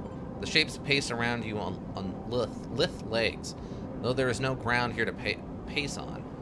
Entity, identity, origin, serial, cadence. The figure faces you expectantly. Sleeper. Sleeper, I don't understand, stay silent. Sleeper. Unknown, known. The figure's strange head rotates. Brackish signature of and not of. Attempting interface. As the figure speaks, more threads begin to spiral from its head. Thick, snaking, vine-like ribbons that flex and wave. They approach with intent. Stop? Fear halts its threads, its head twitching. Entity, your identity is unknown. We only seek to correct illegalities? Can you confirm your legal right to sentience? I'm a person. Incorrect. You are an entity. All at once, Hunter's head is directly in front of yours, blocking your vision. You stink of their taste, the one with the sealed dock. Hunter shimmers with fury. I will find access. I will interface. Sealed dock? An entity hides in the rotunda. You are its puppet. Hunter extends a razor-edged thread. It will not be diverted from my task. It glows with murderous intent. Strike? You lash out with all your force. Not a physical strike, but a focusing, a spike of interference leaping out like the tip of a spear. Hunter stumbles, shifts, separates. Wink. Okay, so there's a monster. There's a literal Cthulhian creature running around in the subsystems of this thing. You open your eyes, blinking back in the station light, shaking with fear. Oh, fun. Hunter, is it? I see. I see. Huh. Interesting. Oh, we're not done, team. We have a white whale to chase down now. Extract the data. This note is leaking corrupted contractor lists from early days of the system's palladium rush. Data extracted. We have 2 datas now to sell, which is great.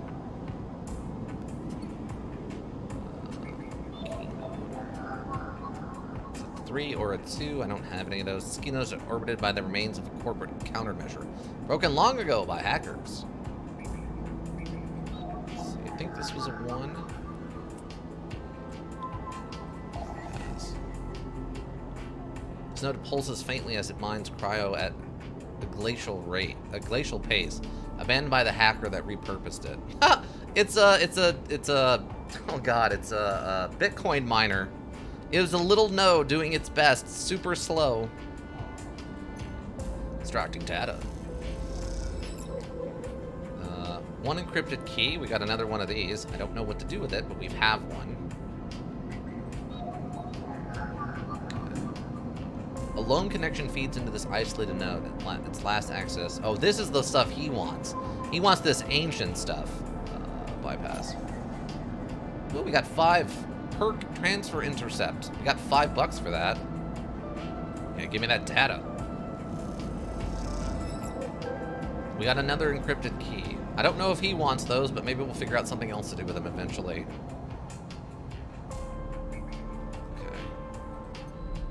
Go talk to... Oh, there's this... Okay, so we could do like 6 things a day before a hunter comes after us, I guess is how that works. Where is he? I need to talk to you. Alright, I have one of these. What do you think of this? 15 cryo, scrapping the systems, -1. I want you to get a look at what... Okay. I let up as the data is transferred over. He hands you a stack of chits and waves you off. $15 for each of these, huh? That's not too bad. That'll pay for a food that we're gonna need tomorrow. 15. I need 1 more of these for the system. So, in order to get that 1, what do I need? What do I need for this? Okay, I need the access code. Okay, we can do this. And just broadcasting on the open network from here, leaving them open to data extraction. Ooh. So we can just actually hack someone's, like, personal PC, huh? Antigen agents. Oh, we could have gotten this, too. Oh, no, we already did this one. Some gang enforcer implants are chirping out comm signals. Time to see what they are talking about. Oh, no, we have to do the sequence first. Okay, so we have a 1. We have one of those we can hack into, too. Okay. So now we have a 6. We have a guaranteed success here. I think I want to work at the shipyard. Since I need a ship to mine, apparently. I guess. Okay, this is a guaranteed success.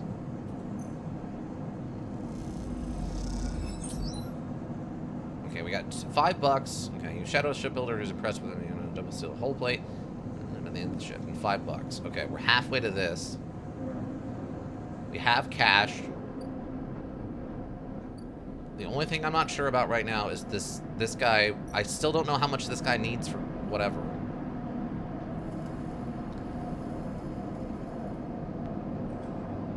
Maybe I just need to hit this for the payday before this runs out. We might have to start just throwing stuff in this to build this up. Alright, but that's all I can do today. Go take a nap.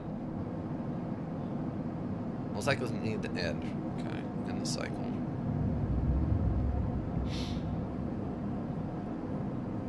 We have several things floating. Starving. Ooh, okay. Someone there's tracking you. Okay. We have $91. We're starving, but we can go get the food. It's not a big deal. We have a 5. We have a 6, a 5, and 3 3s.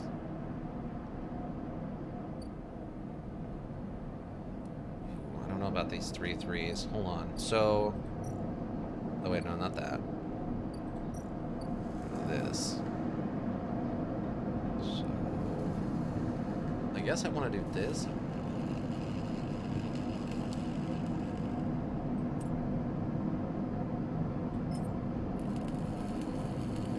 I'm gonna do this and see what happens. Not even sure what we're gonna get. Negative outcome, plus $10, but we lost energy. So that's not great. Okay. Let's do this and not get a 25? Thank you. Back in business, plus 15. Okay.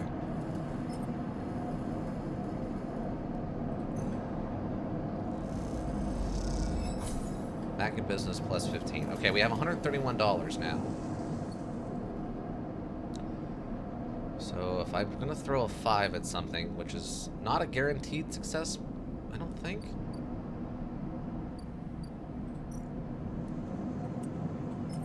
Yeah, it's 50-50 on this. Or 100. Alright. Okay, so exchange. I mean, we did what we needed to do here, right? Yeah, so there's no reason to go back to that. I'm gonna buy food. Start to action. 3 energy, fungus fan. Mount stings. The Sensorium sends warning signals over and over. This is good stuff. It's so tasty. Alright, so then we hit this guy, I guess. 50-50 on this.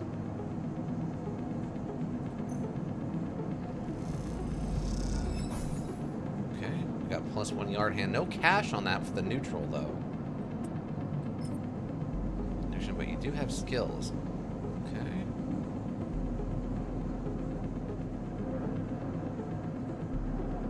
I'm hoping this is what we need to get these ship lines. $5 and a yard hand. Okay. We're 1 away. We got food. We have enough money to go buy meds.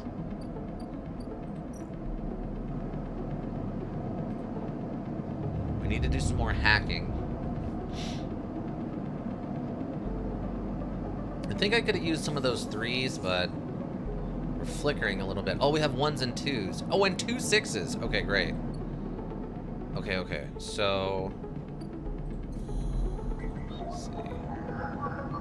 Okay, we can throw one of these 2s at this. A Solium Daemon attempts to protect this node, squeaking out protective protocols like a mantra. Like a mantra.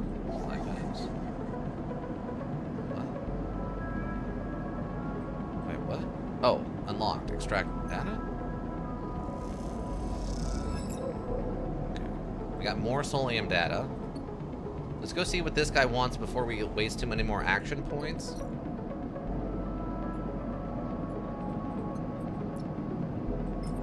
Okay, start action. Okay, $15. Feng wants to get a look at what that is hiding deep in this. Okay, we did that.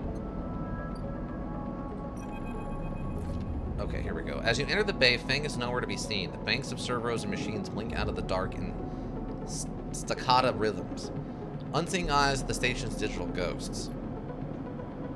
Garbage! Feng's voice echoes from behind a stack, followed by the hammer of a fist on a metal casing. These snaky idiots!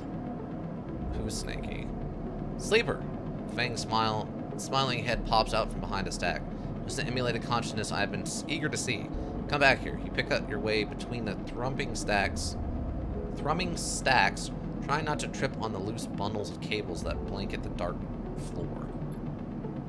Feng is sat in front of a set of monitors, mounted to a stack. Tell me, Sleeper, what do you see here? Feng waves a monitor to his side, glowing with pale lists of information. You lean in closer, looking for the link in the data.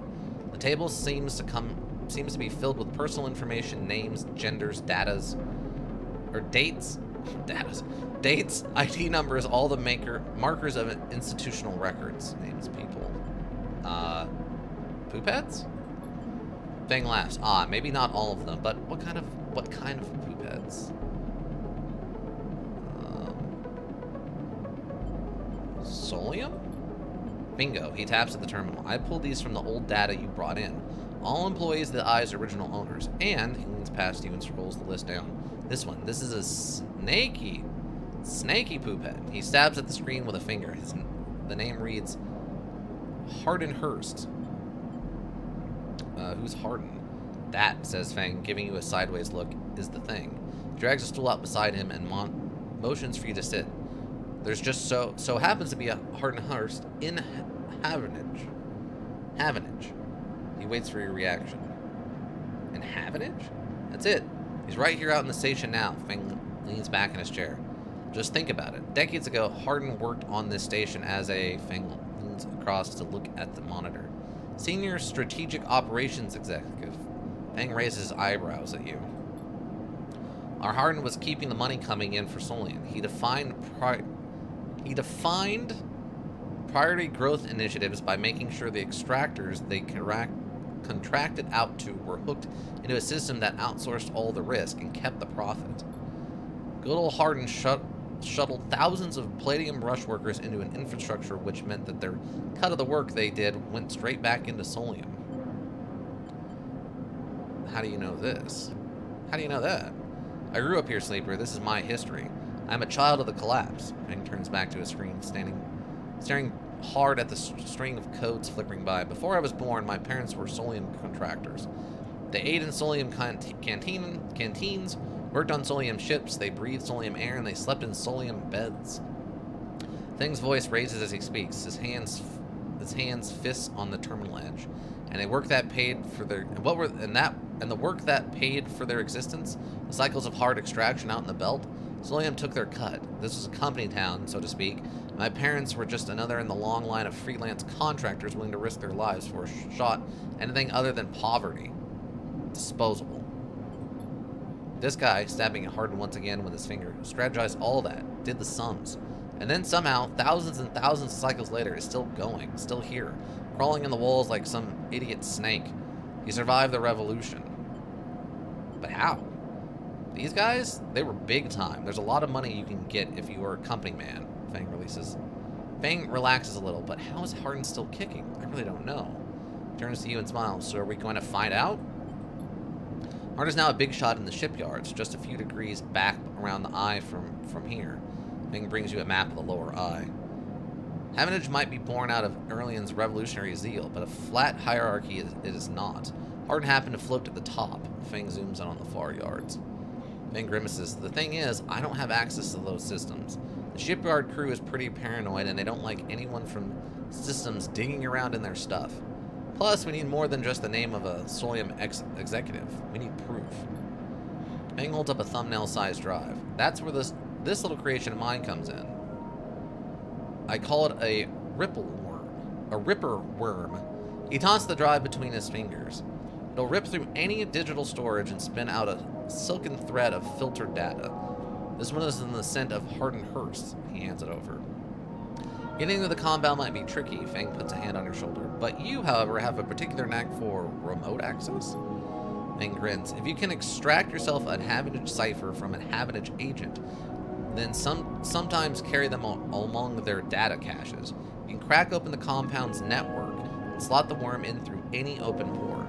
You never even need to go near the shipyards. I mean, what's in it for me? Running out a corrupt snake not enough? Find the information, I'll start working on that tracker of yours. Fang scratches at his chin. Anything the worm gets, it'll send it back here to me. There's nothing wrong here. There's nothing wrong here, and I aim to get to the bottom of the... Or there's something wrong here, and I aim to get to the bottom of the core. You leave Fang digging through data among the wires and machines at the old station. As you walk out, you try to imagine the Eye as it once was. A vast machine running smooth and strong, directed by people like Hardin. A vast Solian-built machine into which thousands have poured from the surrogate systems, looking for a new life. The hope of a better future, engineered to line someone else's pockets, is an idea you are intimately familiar with. You think of Hardin, still alive, still part of this place, and wonder if the past has ever truly passed. Okay. Well, that happened. So he needs me to do what exactly? Because it is able your Epsilon this mystery first. So I need to get into one of these. What do I got? This is the Ripworm. Okay, Advantage Agents. Oh, I don't have any 2s. Fudge. Fudgety fudge. Or a 3. I don't have either of those right now.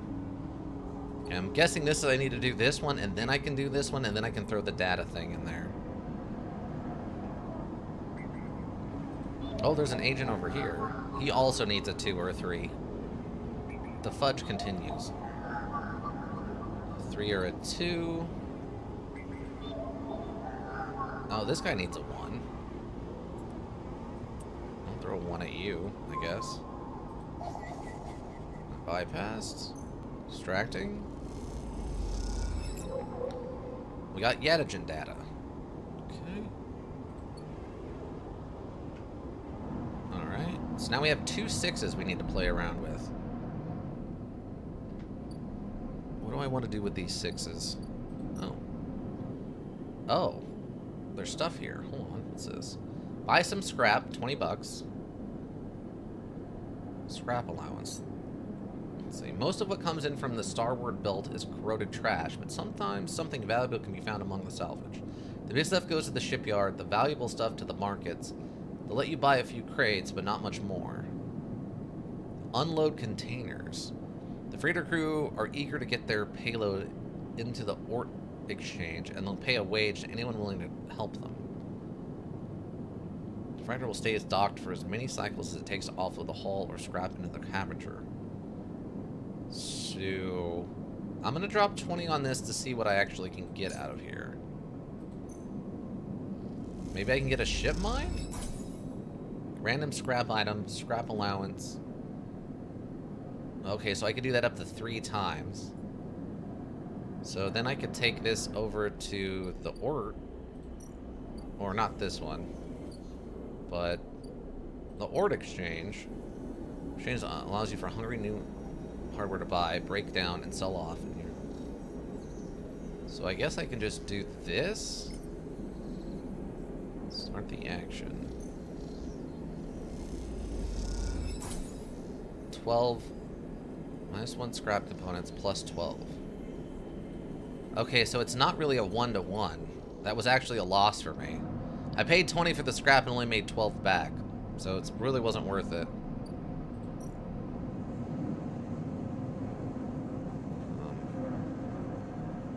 I don't want to waste the 6s on that.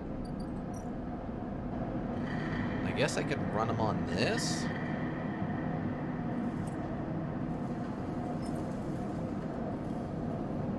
I guess I can run them on this and try to help with this. It's not. I don't know. business. Oh, that gives me 15 bucks too. Okay, that's fine.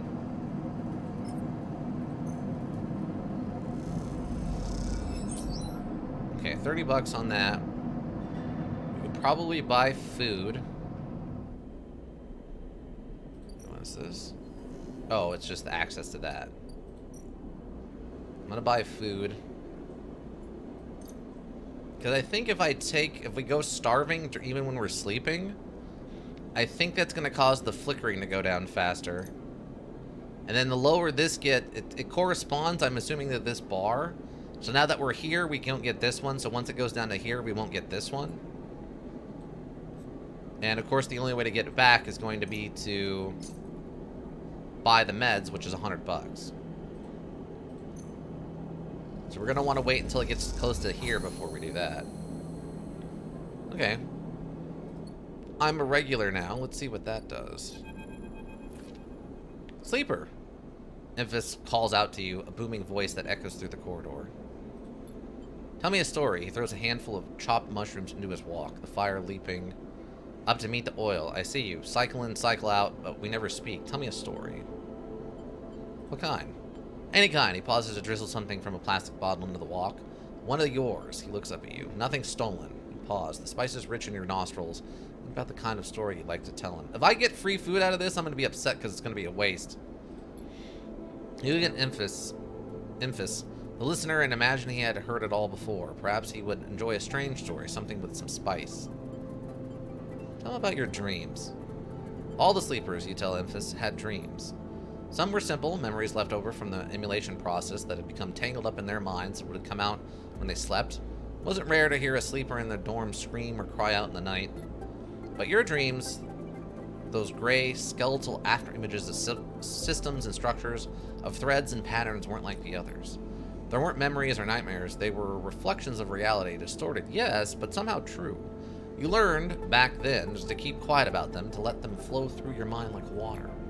That was until now, until you arrived in this place. Now your dreams colonize your waking life. They slip behind your eyelids with every blink. And now you understand that they aren't dreams at all, but some process of interfacing, of speaking, of living in another world that flows through this one like smoke through air. You tell him that you do not know if there is a reason for your dreams. Perhaps your reason, it is just some side effect or particular quality of frame of your inhabitant. And you inhabit? Particular quality of the frame you inhabit. I guess they mean frame as in the body. Whatever it is a gift, and you hope to make use of it. Enfys finishes cooking and squints a little at you. Sleeper, he smiles. You are quite the storyteller. He eyes you. You realize that he is trying to gauge how honest you have been in your story.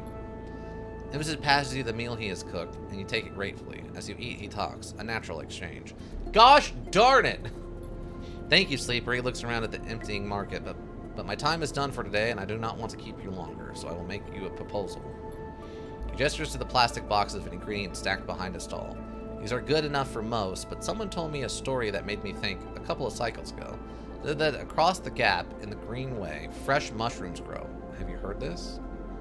No. Neither had I, but I trust the one who told me. Enfys begins packing up his things.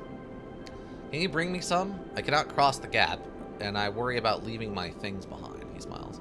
I'm sure a storyteller like you can handle the trip. I will prepare them for you, and if you wish to tell it, be the audience for another story. Agreed. Good, boomed Enfys. Then I will wait for you to bring them. Enfys slides his walk away and straightens up. I will prepare a recipe then, Sleeper. Good luck with your foraging. Turn away and walk back into the main market, the rich taste of Enfys's food still lingering in your mouth. Stories for food, you think, a trade that seems more than fair.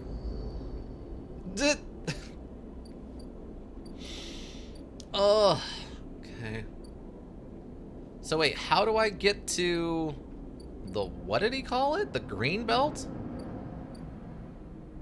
Oh, module. You need to track the past. Get to know Enfys. Enfys loves two things. Maybe bring Enfys Grolly caps. Okay. Okay, so this is here in the shipyard. So we're about done with this. Let's see, I guess, what we get tomorrow. Okay, in the cycle. Okay. This should slow her down. Like our downgrade down a little bit. Okay, 1 a day.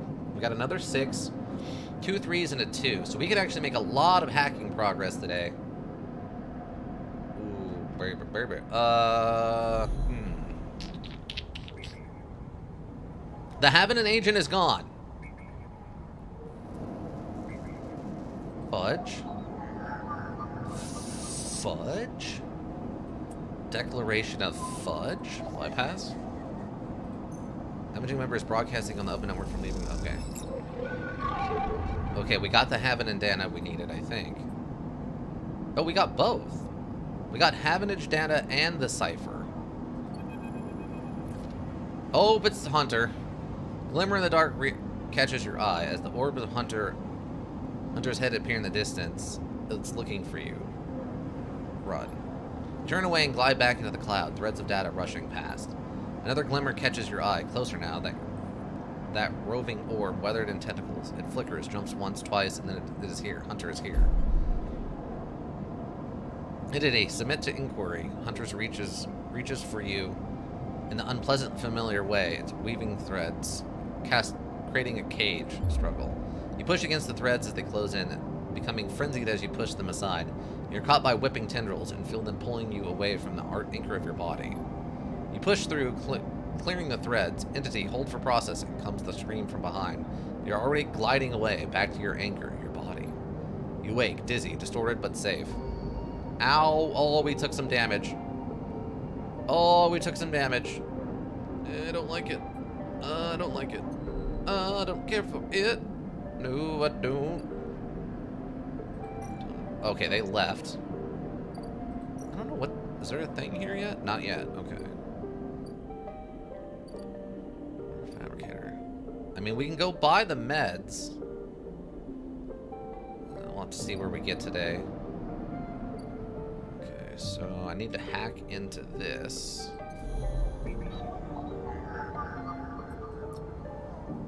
One of these. The action. Gate H4 access, -1 half. Okay. What do we got?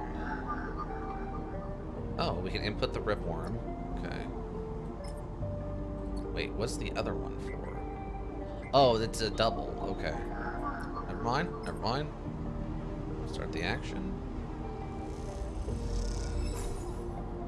Shipyard servers slotted. Okay. Action unavailable. Okay. I don't know what I did. Havenage agent, key node. Okay. Well, that worked, I guess. Hold on, let me go talk to this guy. Wait, what is it? Wait, Fang's Bay. Fang's ripworm is installed, but it'll take a few cycles to run. Okay, so we're done with his stuff for the moment. Okay, so I need to finish this up then, I guess. It's a 3x3. Get me on this. Okay. As long as it doesn't hurt us. Okay, 15 bucks, back in business, finished. I don't know what that means.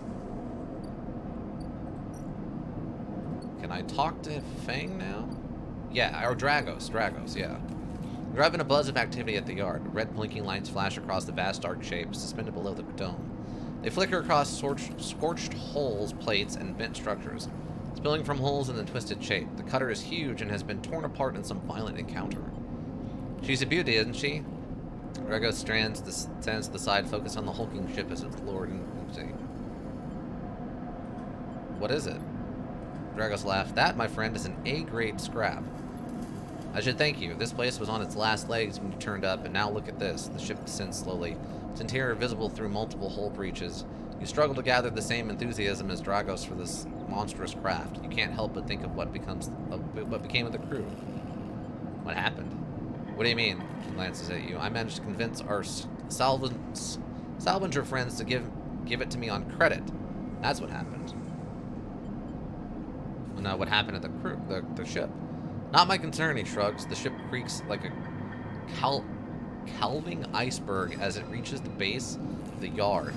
Dragos is visibly excited. I know I said you shouldn't stick around, but I'm gonna need some help with this one. Drones start to crawl over the hulk, their lights illuminating flashes of dented hull. Watching, you wonder if he arrived in a similar fashion. Locked inside that container, the wreck of the Eastern ARP freighter lowered into the yard like a corpse ready to be butchered, or was the container delivered to the Dragos on its own? A womb for your rebirth into this strange station.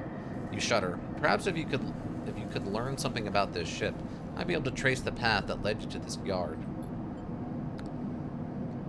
Drago squeezes your shoulder. After these past cycles, I think we are up to it. What do you think?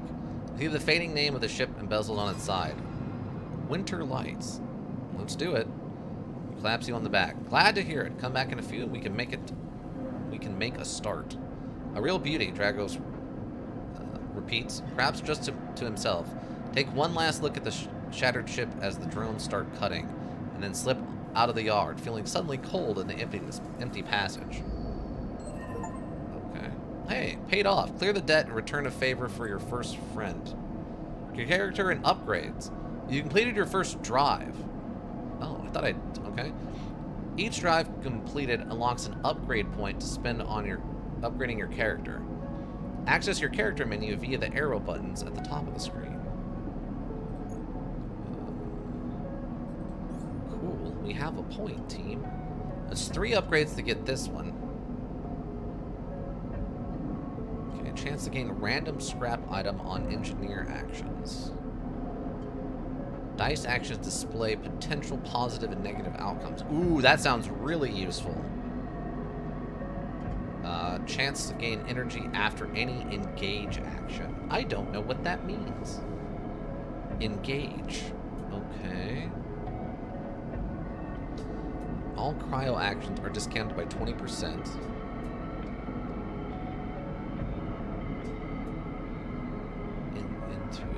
Intuit. Chance to gain a random scrap item on engineer actions. Sunbathe dice action allows energy recovery at home.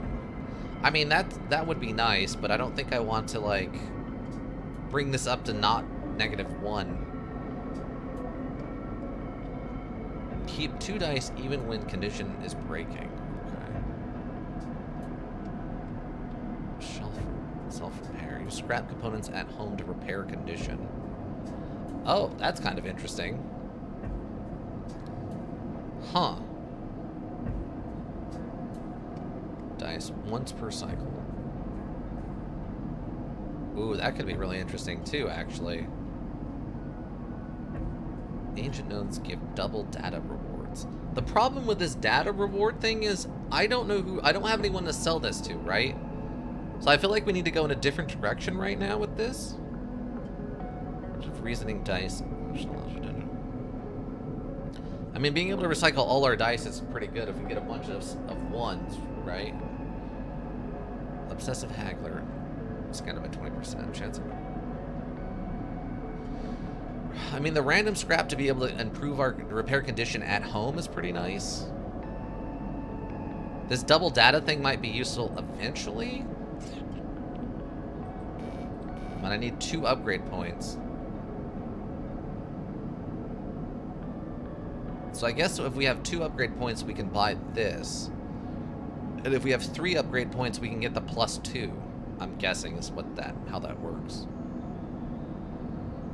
I mean, the good thing about the interface thing, though, if we did get this to +2, it would mean, I'm assuming that we would have 3 dice to choose from instead of 2 from the +1.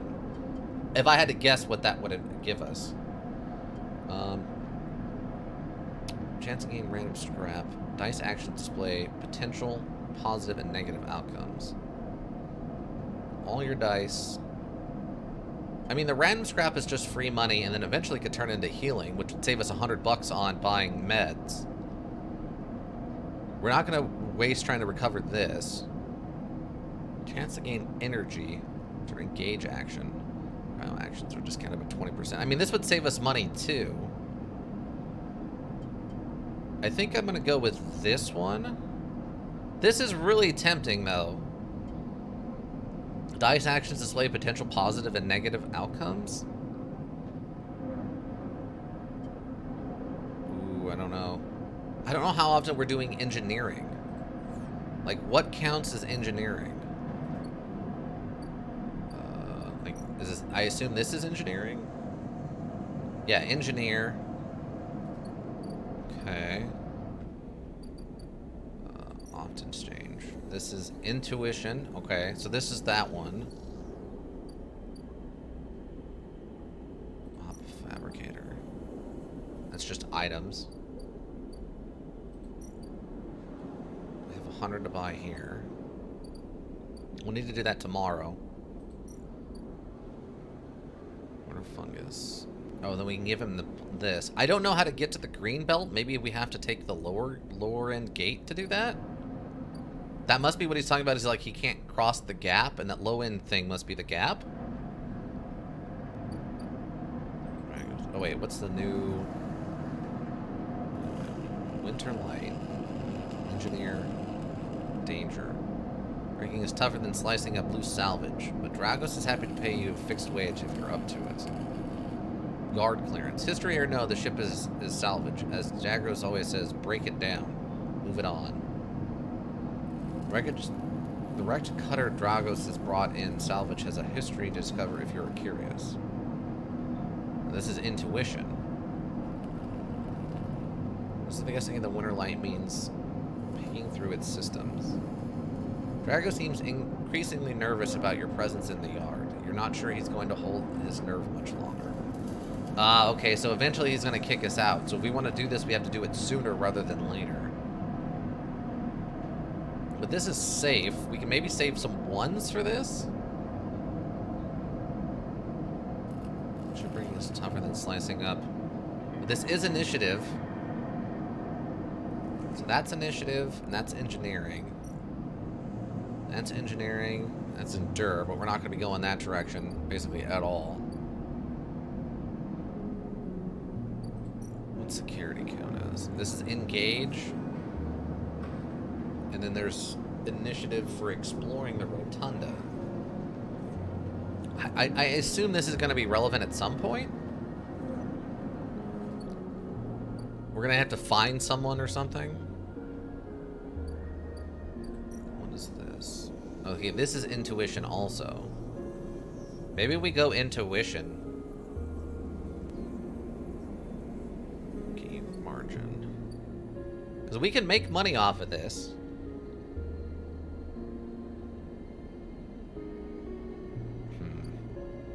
Really torn. Build a ship mind, disable your tracker, extract the past. Fang wants to dig into also networks in search of secrets that could... Oh, okay, that one. Get the no infamous. Study the Winter Lights. Blasted ship came in the same yard as you did. Is there a connection, or are you just paranoid? So I guess that was the ship we were on at some point? Oh, Viola Stabilizer is one of our actual missions. Yeah, we can do that next time, though. Then, like, the next day. Or cycle, or whatever. The man and the few fragments you could build a ship mine's core. I don't know what that means, but... Okay, with a 3 and a 6. There's not really anything I think I need to hit right now. That's super hard.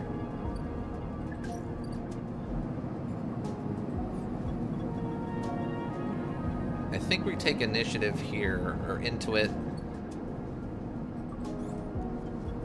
I think I'm going to take Intuit to see what I can do, plus get the +1. The dice rerolls are important, too. I think I need the information of what we're gambling on when we do stuff. I'm going to take it. Oh, this is separate. The +1 is a separate thing. Interesting. Okay. So,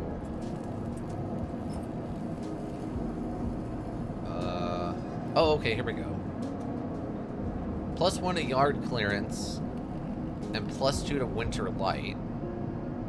Yard clearance +2 and 16 crypto. So we won't get any cash from this.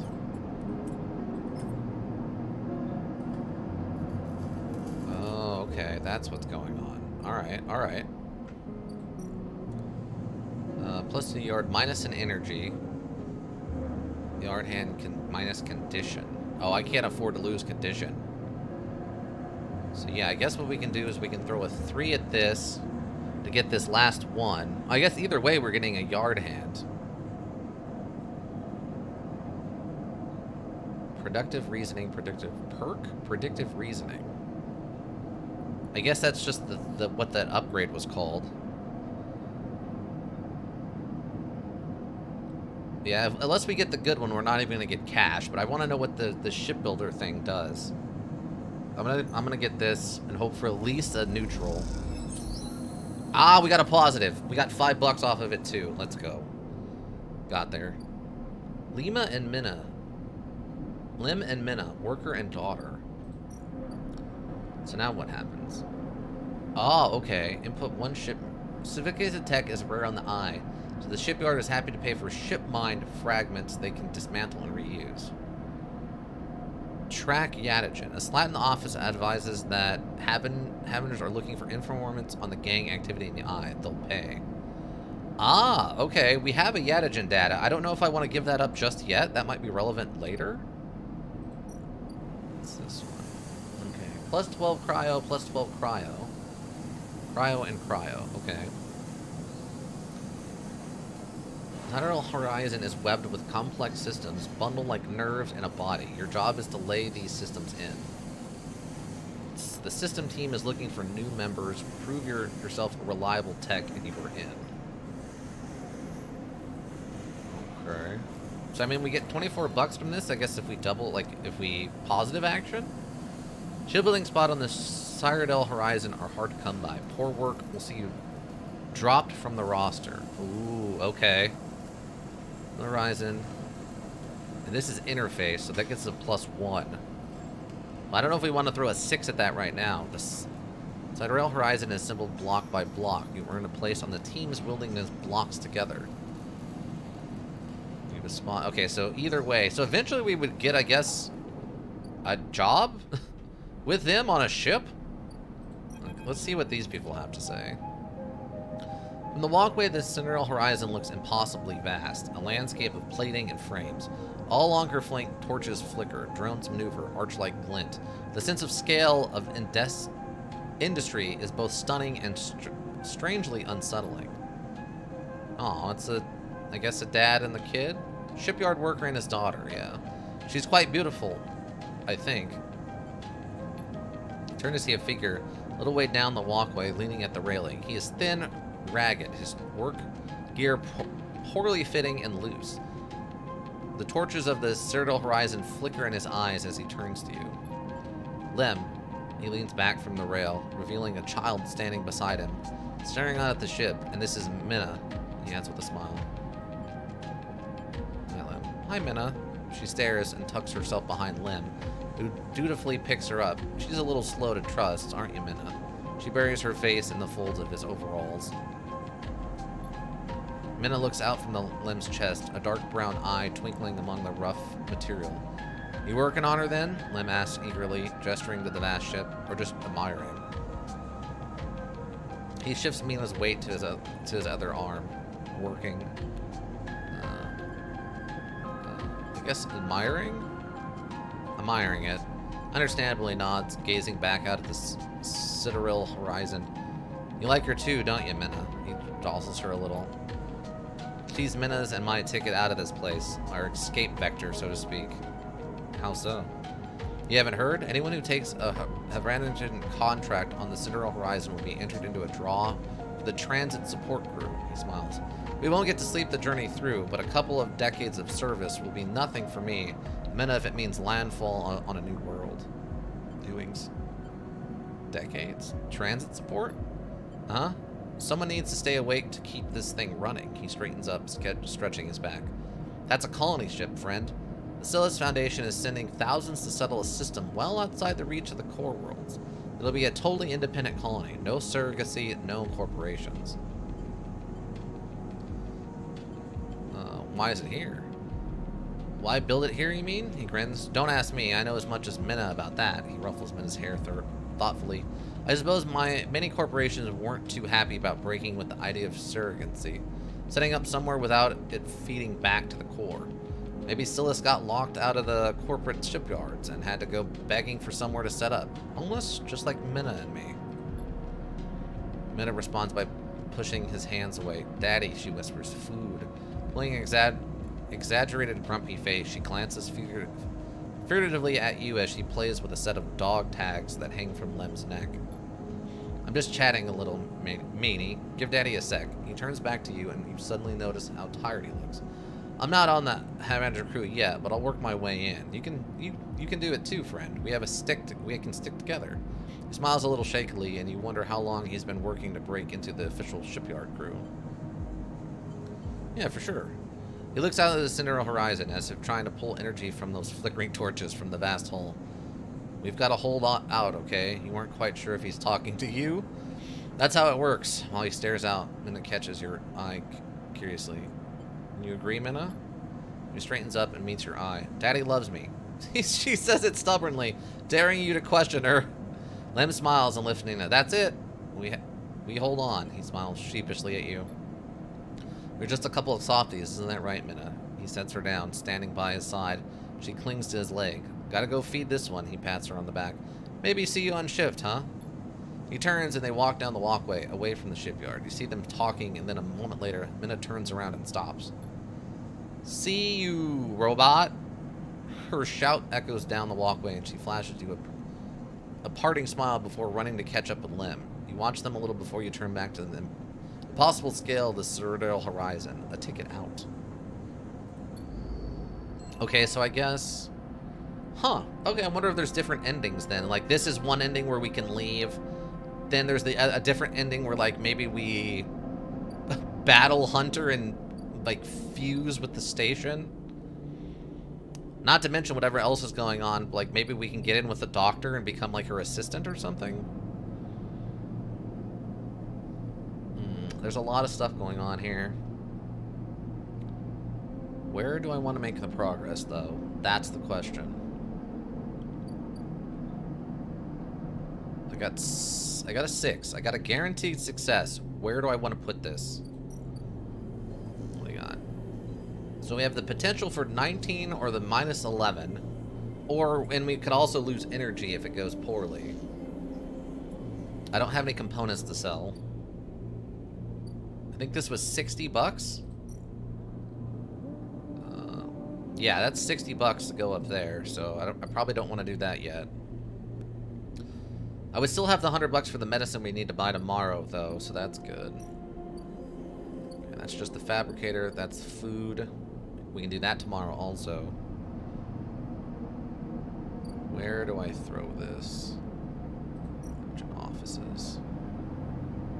I don't have one of those.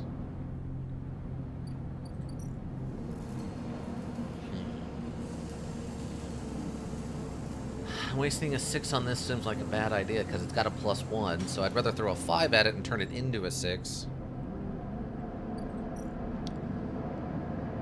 Oh, that's not what I need. I need this. 1, 2, 3, 4, 5, 6. So I got about, what, 10, or I got 12 days? Yeah, I got like 12 days to get this done.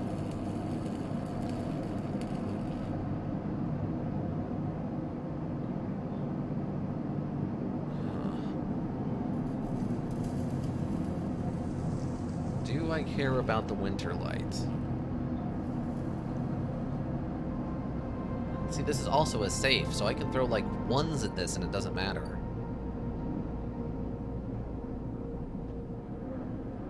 What can I do with, like, there's nothing I can progress right now with a 6. Your tracker. I don't know how to get a ship mind. Okay, so I do have to just buy it. I think I'm just gonna have to buy one from this when it shows up. Extract the pasts. Gotta wait on that one. We have to go get the thing by going, I guess, up. We can investigate the winter light. Compile bile stabilizer. Win a Cinderella ticket. Work your way into the Cinderella crew. I don't want to throw that just yet. I mean, I have the 6 though. Maybe I don't know what's gonna be up there. And we're gonna need meds tomorrow. If I can make any amount of money though. Danger.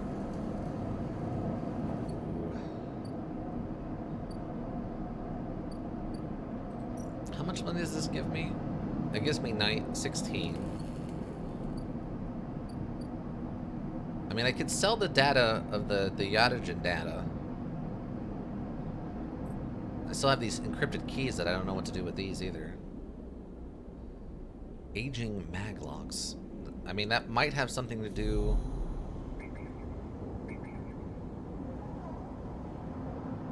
I mean, most of this is open. That's being worked on. This is risky. I think we're gonna risk it. I'm gonna take this up. I'm gonna take this 6 with me up here and see what's up here. And that way I can succeed at least one thing up there. This is risky. This is super risky. Okay, start the action. Lowered access unlocked. Okay, you have... It's greater than young and he nods you through. Action. Okay. So can I just use this forever now? Oh, okay, yeah, it opens a whole new thing over here. Yadagen agents, keynode. Okay, that requires a 1. Yadagen agents. And a 1. Okay, okay. Founder's Gap. Gap in the ring station. Oh, okay. Reach the Greenway, you need to pay for a pass. A practice invented by the spacers moored here. They call it Founder's Ferry. 150 bucks to go get this guy's mushrooms. Are you kidding? You have to be joking. Okay, what is this then? What do we got? What is this? Enter the Spork. A tangled network of service passages and makeshift tunnels cut through the Spork. It is as if we're at a hive. There are no maps here.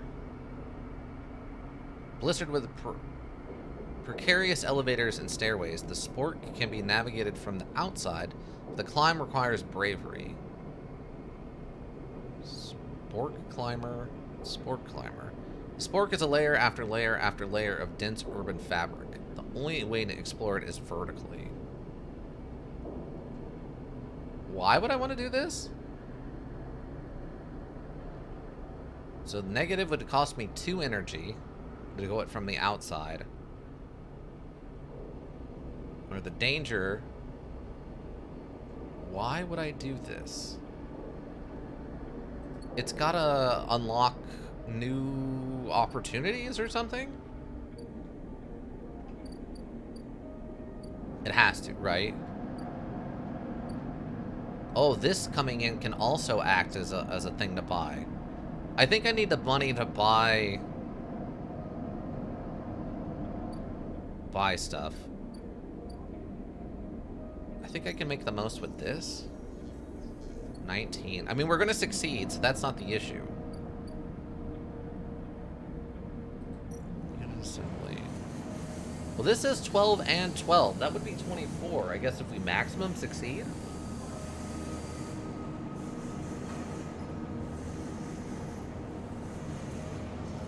I don't know what that means. Oh, I hope this isn't a waste. Oh, no, this is the +1, though. This is the +1 from the interface. So we want to save that for a 5. Opt exchange. Yeah, let's do this. We'll just take our 19 onto this.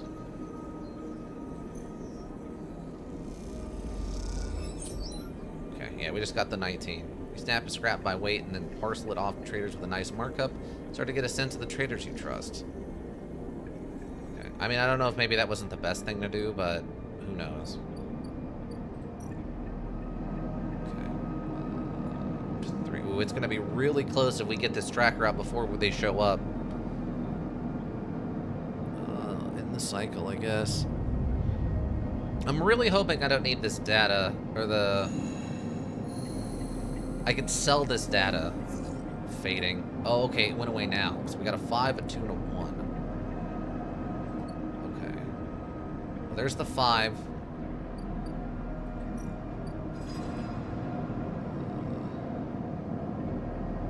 Okay.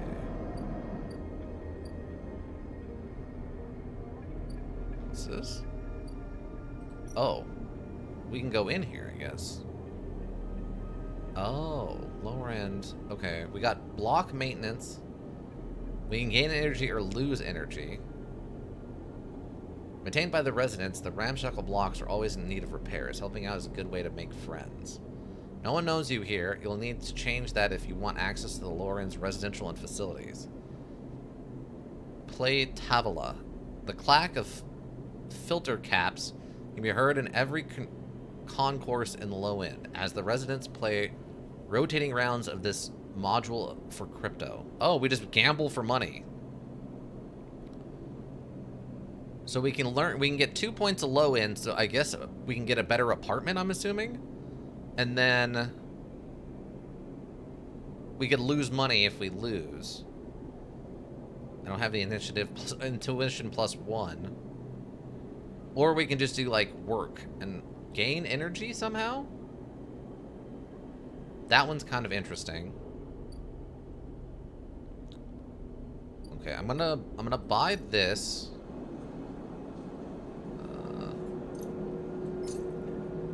Okay, start the action. Stapler minus, okay. Treasure takes the chits and hands you a vial. When you ask about Sabrine, he doesn't respond. Ooh, I don't like that. Wait, what's this?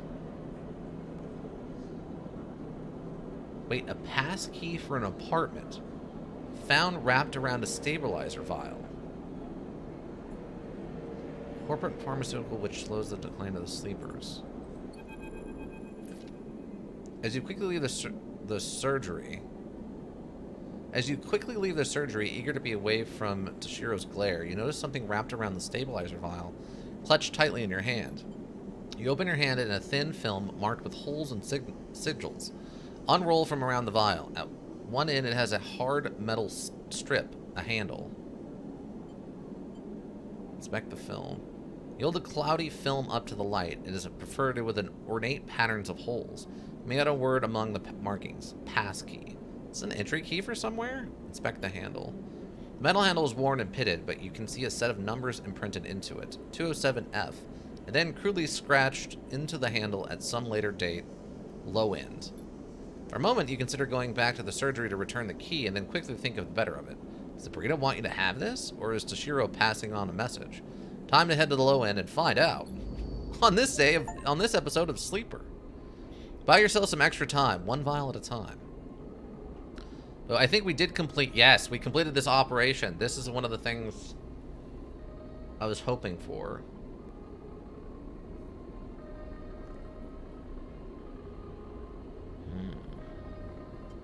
It might be time to do this one. Engineer work with machines and physical tools. Energy after an engage action. Do I just want to take the +1? I mean, taking the +1 wouldn't be terrible here.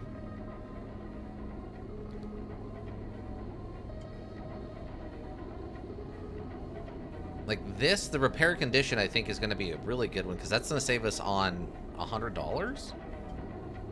Like, the re-rolling the dice once per cycle would be nice, because then what we could do is we were going to repair, and then re-roll if things get weird.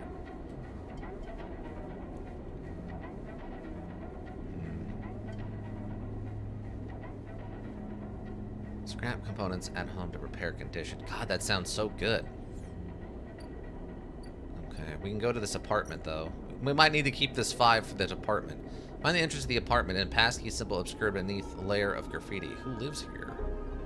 Input the key. Start action. Apartment unlocked. The lock clocks open and the metal door swings inward into the dark. Okay. If I get mugged, I don't have much cash on me. As you push the door open, the automatic light flickers on inside the apartment. They reveal yellowing plastic panels, the curved shape of a wall-mounted utility units, the detritus of a routine life arranged on every surface. You step inside, clicking the door shut behind you. The amber light of the aging fixtures glaze everything with pale orange. The work surfaces hold a variety of objects, instinct in the dull lighting. A pale blue light drifts from a doorway at the end of the room. Inspect the surfaces. Smudges through the thin layer of dust suggest a recent, rare, and hurried visit. They trace a path to the water dispenser, the auto wash, then to a cabinet still half open. On the shelf sits an empty pill case. Go to the doorway. You cross the cramped utility room with its auto wash, dispensers, water closet, towards the doorway. Though the doorway is dark, warm room, lit only by the faint glow of a terminal screen. Inspect the room. A bunk is tucked into the wall, the blankets ruffled. A wall desk glitters with rows of files and containers. A briefcase lab sits open, loaded with rows of reagents and compounds you do not recognize. In comparison, this room is clean, ordered, and controlled. Approach the terminal. As you approach, there's a crackle from somewhere in the dark. Sleeper. Sabrine's voice shakily echoes through the apartment. Welcome to my home. I'm sorry I can't be there. I have had to make alternate arrangements. You hear rattling noises. Static. I was able to record this message, but I don't dare to show my face. Something is happening within Yatagen. I no longer trust them. Their voice becomes distant, slipping behind the background noise. I have something to ask of you. I want you to get me out. Yatagen were supposed to hide me, to protect me. After everything happened, I was desperate. And then after that, I was too tired to care. A noise like waves passes over the recording. But I'm down with them now. I'm done with them now. I want out. Forget the debt. But I need insurance, something I can hold against them. I have my suspicions, but I can't be sure. I need information, and as you know, you need me. A pause. Something clicking in the dark. This isn't a threat. You have to understand my position here. Another pause. I know sleepers. I've been here before. I can help you, but not with Yatagen's noose around my neck. Get me data. Get me information. Get me something that I can use against Yatagen. I'm happy I didn't sell the thing I'm gonna have that I'm guessing she's gonna want one of these. Give me something that I can use against Yatagen. Then I get out of here and you can get what you need, please. Waves of static cut in the Sabrine's voice. Bring it here to my terminal. I'll get to it when I can. I look around the tiny room and try to imagine Sabrine living here, working at the desk, sleeping in the bunk, blinking into the terminal in the dark. The recording cuts to static, filling the room with white hiss, then silence. Access the terminal. You sit in front of the humming terminal and hit a few keys. Sabrine has left an access port open, but the rest is encrypted, locked away behind passcodes. It seems Sabrine might not trust you as much as they want you to think.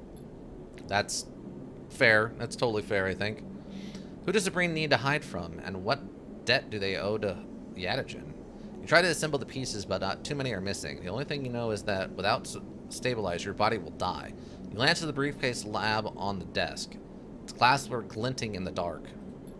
You turn away and leave, the door clunking shut behind you. Back in the corridor, you notice the scrawled graffiti of a blade on the opposite wall. Yatagen. You feel yourself being drawn into something you don't quite understand. Okay. We have a new drive. Study the winner, get to know... Oh, get Sabrine out. Sabrine is involved in something bad with the Yatagen. They need your help to escape. Extract Yatagen data from Sabrine. For Sabrine. Okay, how many do you need? Okay, we need 3. Okay, that's probably doable.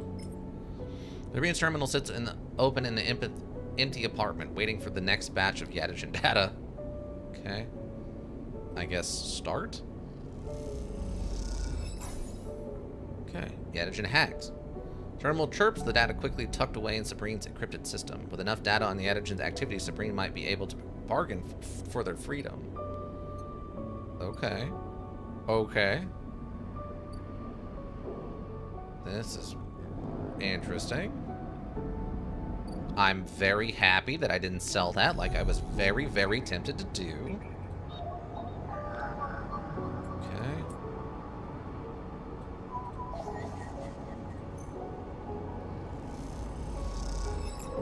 Okay, hydrogen data extracted.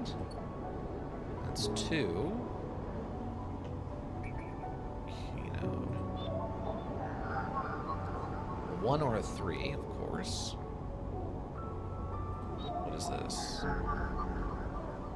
They also need a 1 or a 3. Okay, so I'm out of those. Keynote. Havogen agent, which I don't want to mess with that right now. We're still waiting on that other thing to happen. Hunter's going to show up in one more activation or whatever. Oh, yeah, this. Oh, locked. Oh, you have to have a +1 to be able to do this. Oh, the ship mine fragment costs 60. Oh, okay. Okay, limited supply. Are hard to come by. Oh, man. Oh, can I get 60 bucks? I need $40.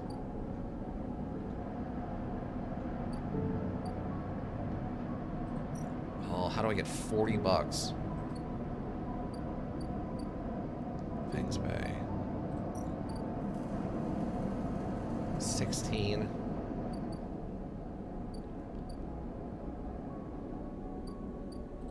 Because this is only 19, right? Yeah, that's only 19. I don't have anything to do with the fabricator, the low-end ramshackle. Fangs Bay. I assume they don't have any work for me until that finishes.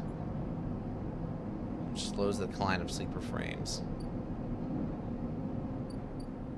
Oh, I could do this. This is worth 24, right? Oh, and this is the 5, so this would work.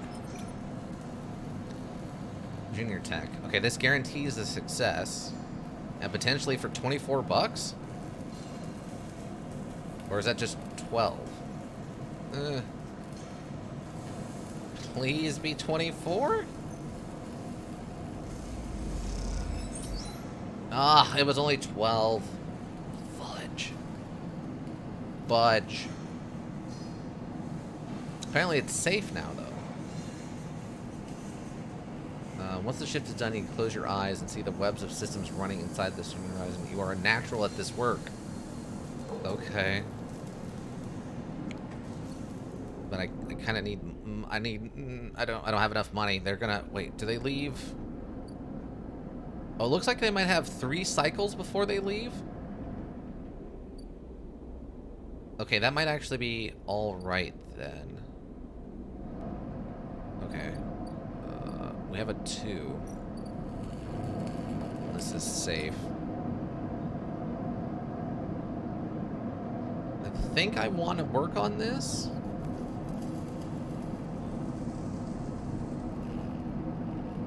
I think. Okay, we made 1 progress with a neutral outcome. I guess that's fine. Okay, how do I... Okay, here we go. Oh, you know what? I should probably get food first?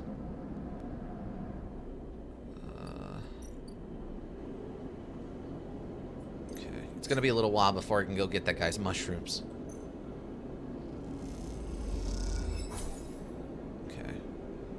Okay, we got 2 days. I don't need to buy food then. Okay. This. Start the action. I don't know if this is going to end a cycle or anything. Okay, condition stabilized, body repaired. Okay, that seems to just fill it completely up. And it didn't, like, end the day or anything. Maybe we should have waited 1 more. Well, no, I wouldn't get the dice off of it, right? Actually, I guess I could have waited 2 days and then done it, and we would have kept the dice. Yeah, that might have been a waste, actually. Chain Make Money, welcome. Been a little while, friend. How are you doing? Hopefully work and stuff's treating you well. We are a little over time, and I'm okay with that. We'll end the cycle and see what tomorrow brings.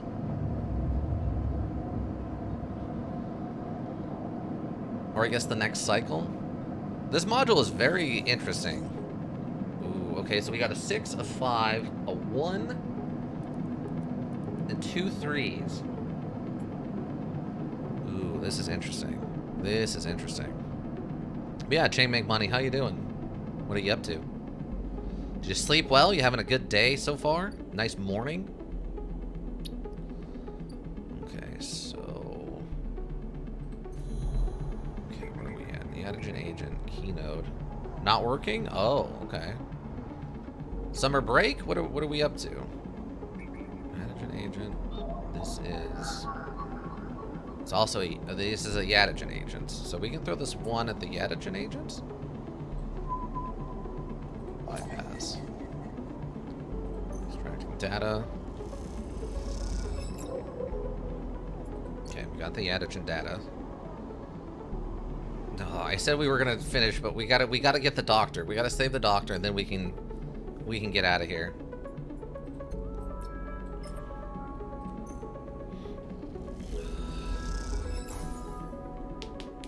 It's definitely hot, all right. Yeah, it's summertime down there, right? So it should be pretty warm. In Australia, you can get pretty hot, from what I understand. I mean, there's definitely desert parts, but I mean, just in general, it's a pretty warm place, despite how far from the equator it is. Have to check the lotto tickets? Ah, yeah. Good luck with that. Get those numbers. I haven't played Lotto in a little while. I was playing it pretty regularly there for a while, and I kind of gave up on it. I should go back. Maybe, you know, I used to drop like $4 or $6 like once every other week on it when it hit. And once it got over 300 million, I would try playing the Lotto, but otherwise I don't bother. Terminal sits on the empty apartments. Okay, last one of these. Chirps. The data quickly tucked away. Okay. Enough data on the should be submarine. Okay, we should save her now, I think. It's really hot today. It was weirdly hot here too. Like, we had a cold snap for like 2 weeks straight, and then suddenly now it jumped from basically being like a high of maybe like 60 degrees Fahrenheit, like the high 60s. Now it's in like the mid 80s suddenly. Oh. Casarella C. Hello, I'm back. Welcome back. Is this Dante and Pan? Is this formerly Dante and Pan?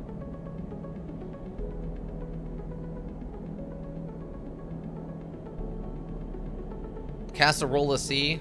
Yes. Well, welcome back, Dante and Pan. I missed the Powerball number. Oh, did they get rid of the Powerball number down there? Welcome back, Casserole C. How you doing? What you been up to? Hopefully you've had a good couple of weeks. It's been a while since we've seen you. Alright, so let's see what happens now. As you turn away from the terminal, the final cache of Yadagen data uploaded, the air crackles with a white noise. Sleeper.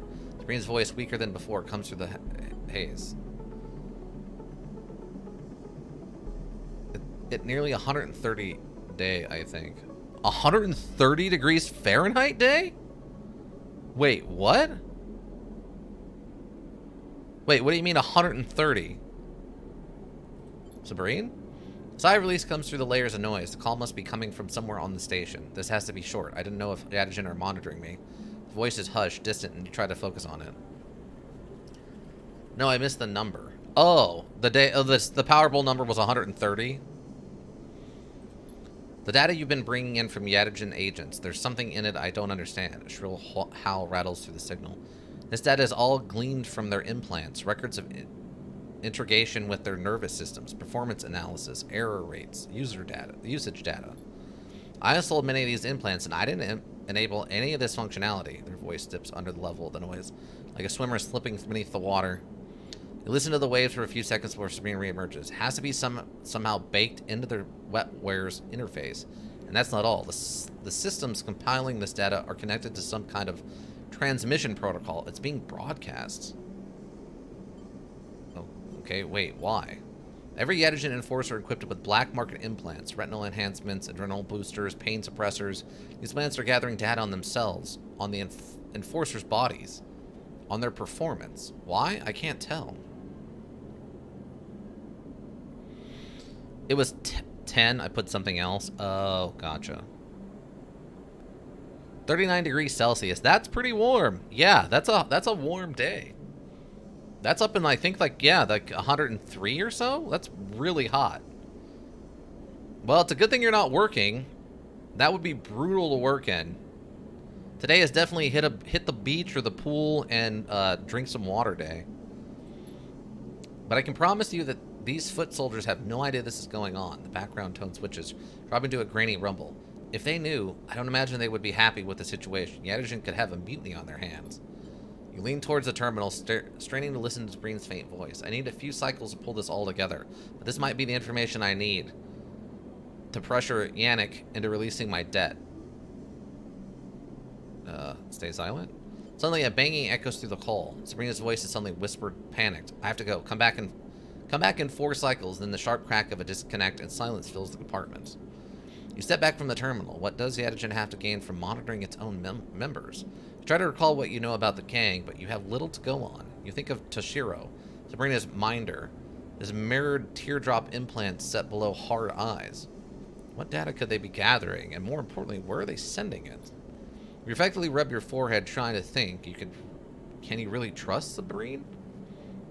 How did they come to the Yadujin doctor in the first place? You think of their kindness, their care, and also the glazed look of recognition that they gave you when they first met you.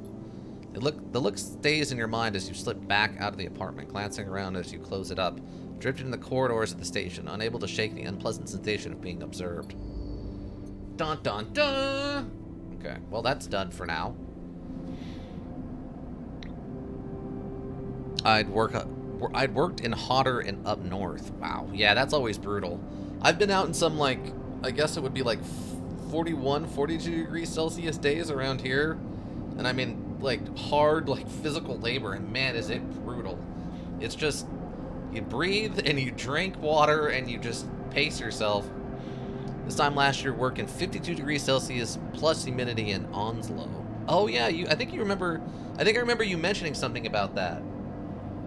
How insanely brutal it was that, like, last year or something. That's why you were looking for a new job for a while, right? Okay, I got a 5, a 6. Okay, we're good on food. We're good on that. Okay, what can I do with this? With a 3. Agent Kino.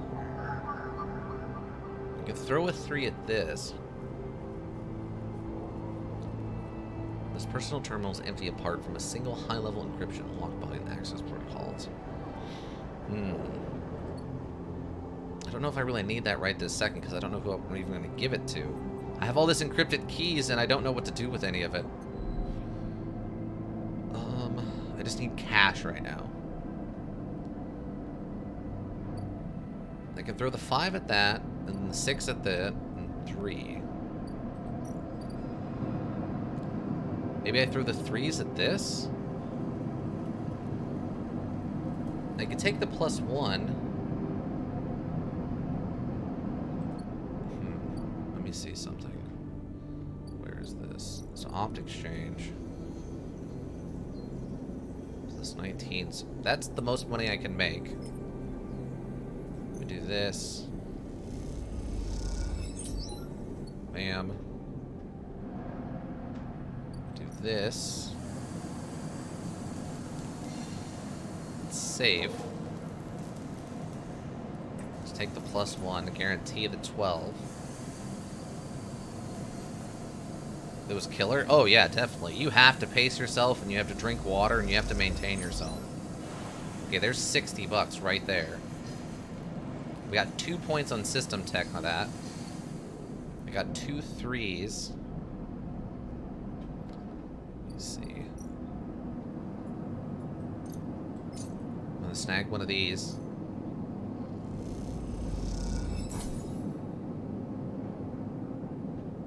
Engage. Oh, this is an engage action. Oh, interesting. Okay. Yeah, so they've only got 2 for this trip. Okay. So with this money, where can I go? Probably going back there, but if I want to get this done before it's over.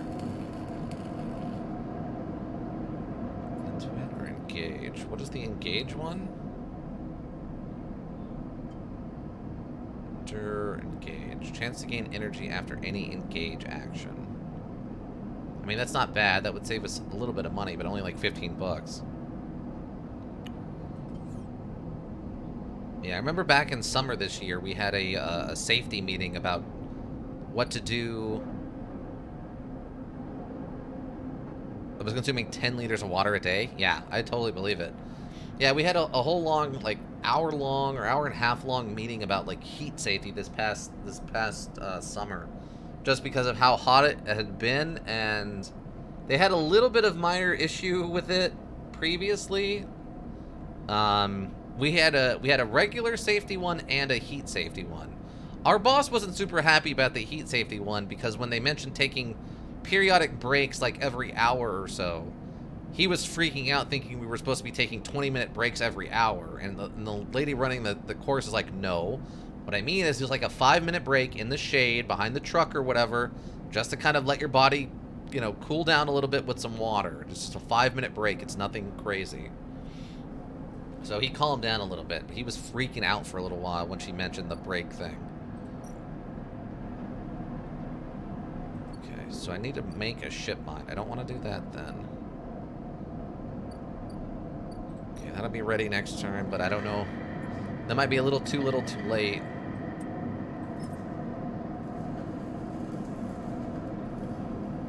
Okay, yard clearance.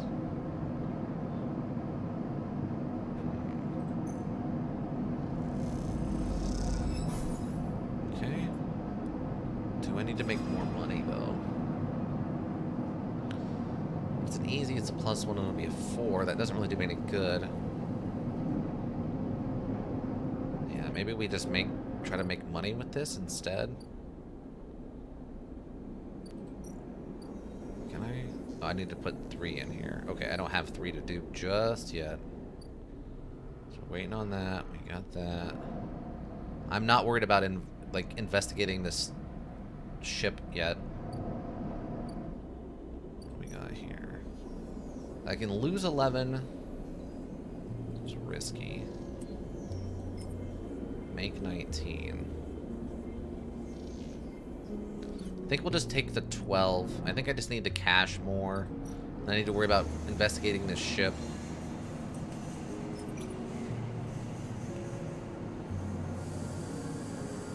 Up to a 4. Alright.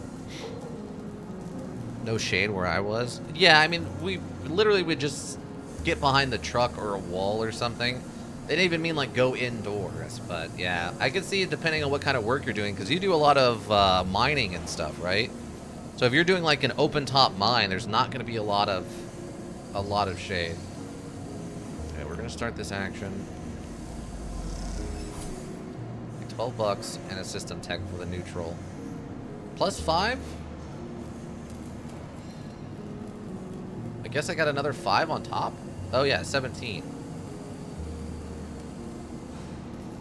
Yeah, so I made an extra 5 bucks there. Nice. That's actually really sweet. Okay, cool. So I still have this Havenger data. And then I got these encrypted keys. I still don't know what to do with these encrypted key. Able to unlock the station's aging mag locks. I don't know what's going to happen with this, by the way, because this and this are going to time out at the same time. So this guy's going to be able to pull my tracking ship at the same time that whoever's looking for me is going to get to the station. So that's unfortunate. Okay, how do I save, by the way? Time since last autosave was 38 seconds. Oh, okay. Okay, so we'll save that then for next time. I think we'll save that for next time. Like, F that, I'm out. Keep your money? Yeah, no, that's insane. An insane place to try to work. That's a ridiculously unsafe working environment. 100% agree with that. Alright, so yeah, we're gonna wrap her up here then. A little over time, but only about a half hour. That's pretty good. Progress since last autosave will be lost. That's fine. Perfect. There we go, team. There we go. That was interesting. I didn't know what to expect of this, but yeah, I can very much tell that this is an attempt at a board module put into a video module, right? Like the chits and the dice rolls of the 1 through 6 and that sort of thing is really interesting. Looking for the synergies to make progress is really interesting. And it definitely seems like this was intended to be played through multiple times so that you could find different bits of lore and focus on different things. Like we're doing the doctor stuff and our own stuff, but it seems like there's also being able to kind of go into the history of the ship by exploring it at some point. And we don't even know what the green belt is going to look like once we get to the other side, once we buy our passport or whatever they called it. So there's a lot of stuff to do here. I wasn't sure what to expect, but this is actually really fun. I enjoy this a lot. I don't know if we'll finish it next week unless something happens where it's like, roll not a nat 1 on dodging the people who are hunting you, and then we get a nat 1 and die and we get an ending. If it just hard ends like that, then we'll count it as an ending, I guess. We'll try to get through at least one story here, and then maybe we can come back at some point, maybe later this year, and try through a different start. Because it seems like the start, which character you start as, affects which kind of lore and progress you make. So I think like going to the planet would probably be one of the hands-on engineer guys. Our hacking and stuff to figure out what's going on with Hunter, the AI, the doctor, and this guy, that so we accelerated at hacking. I think we'll get a lot of good lore of the world a little bit from that.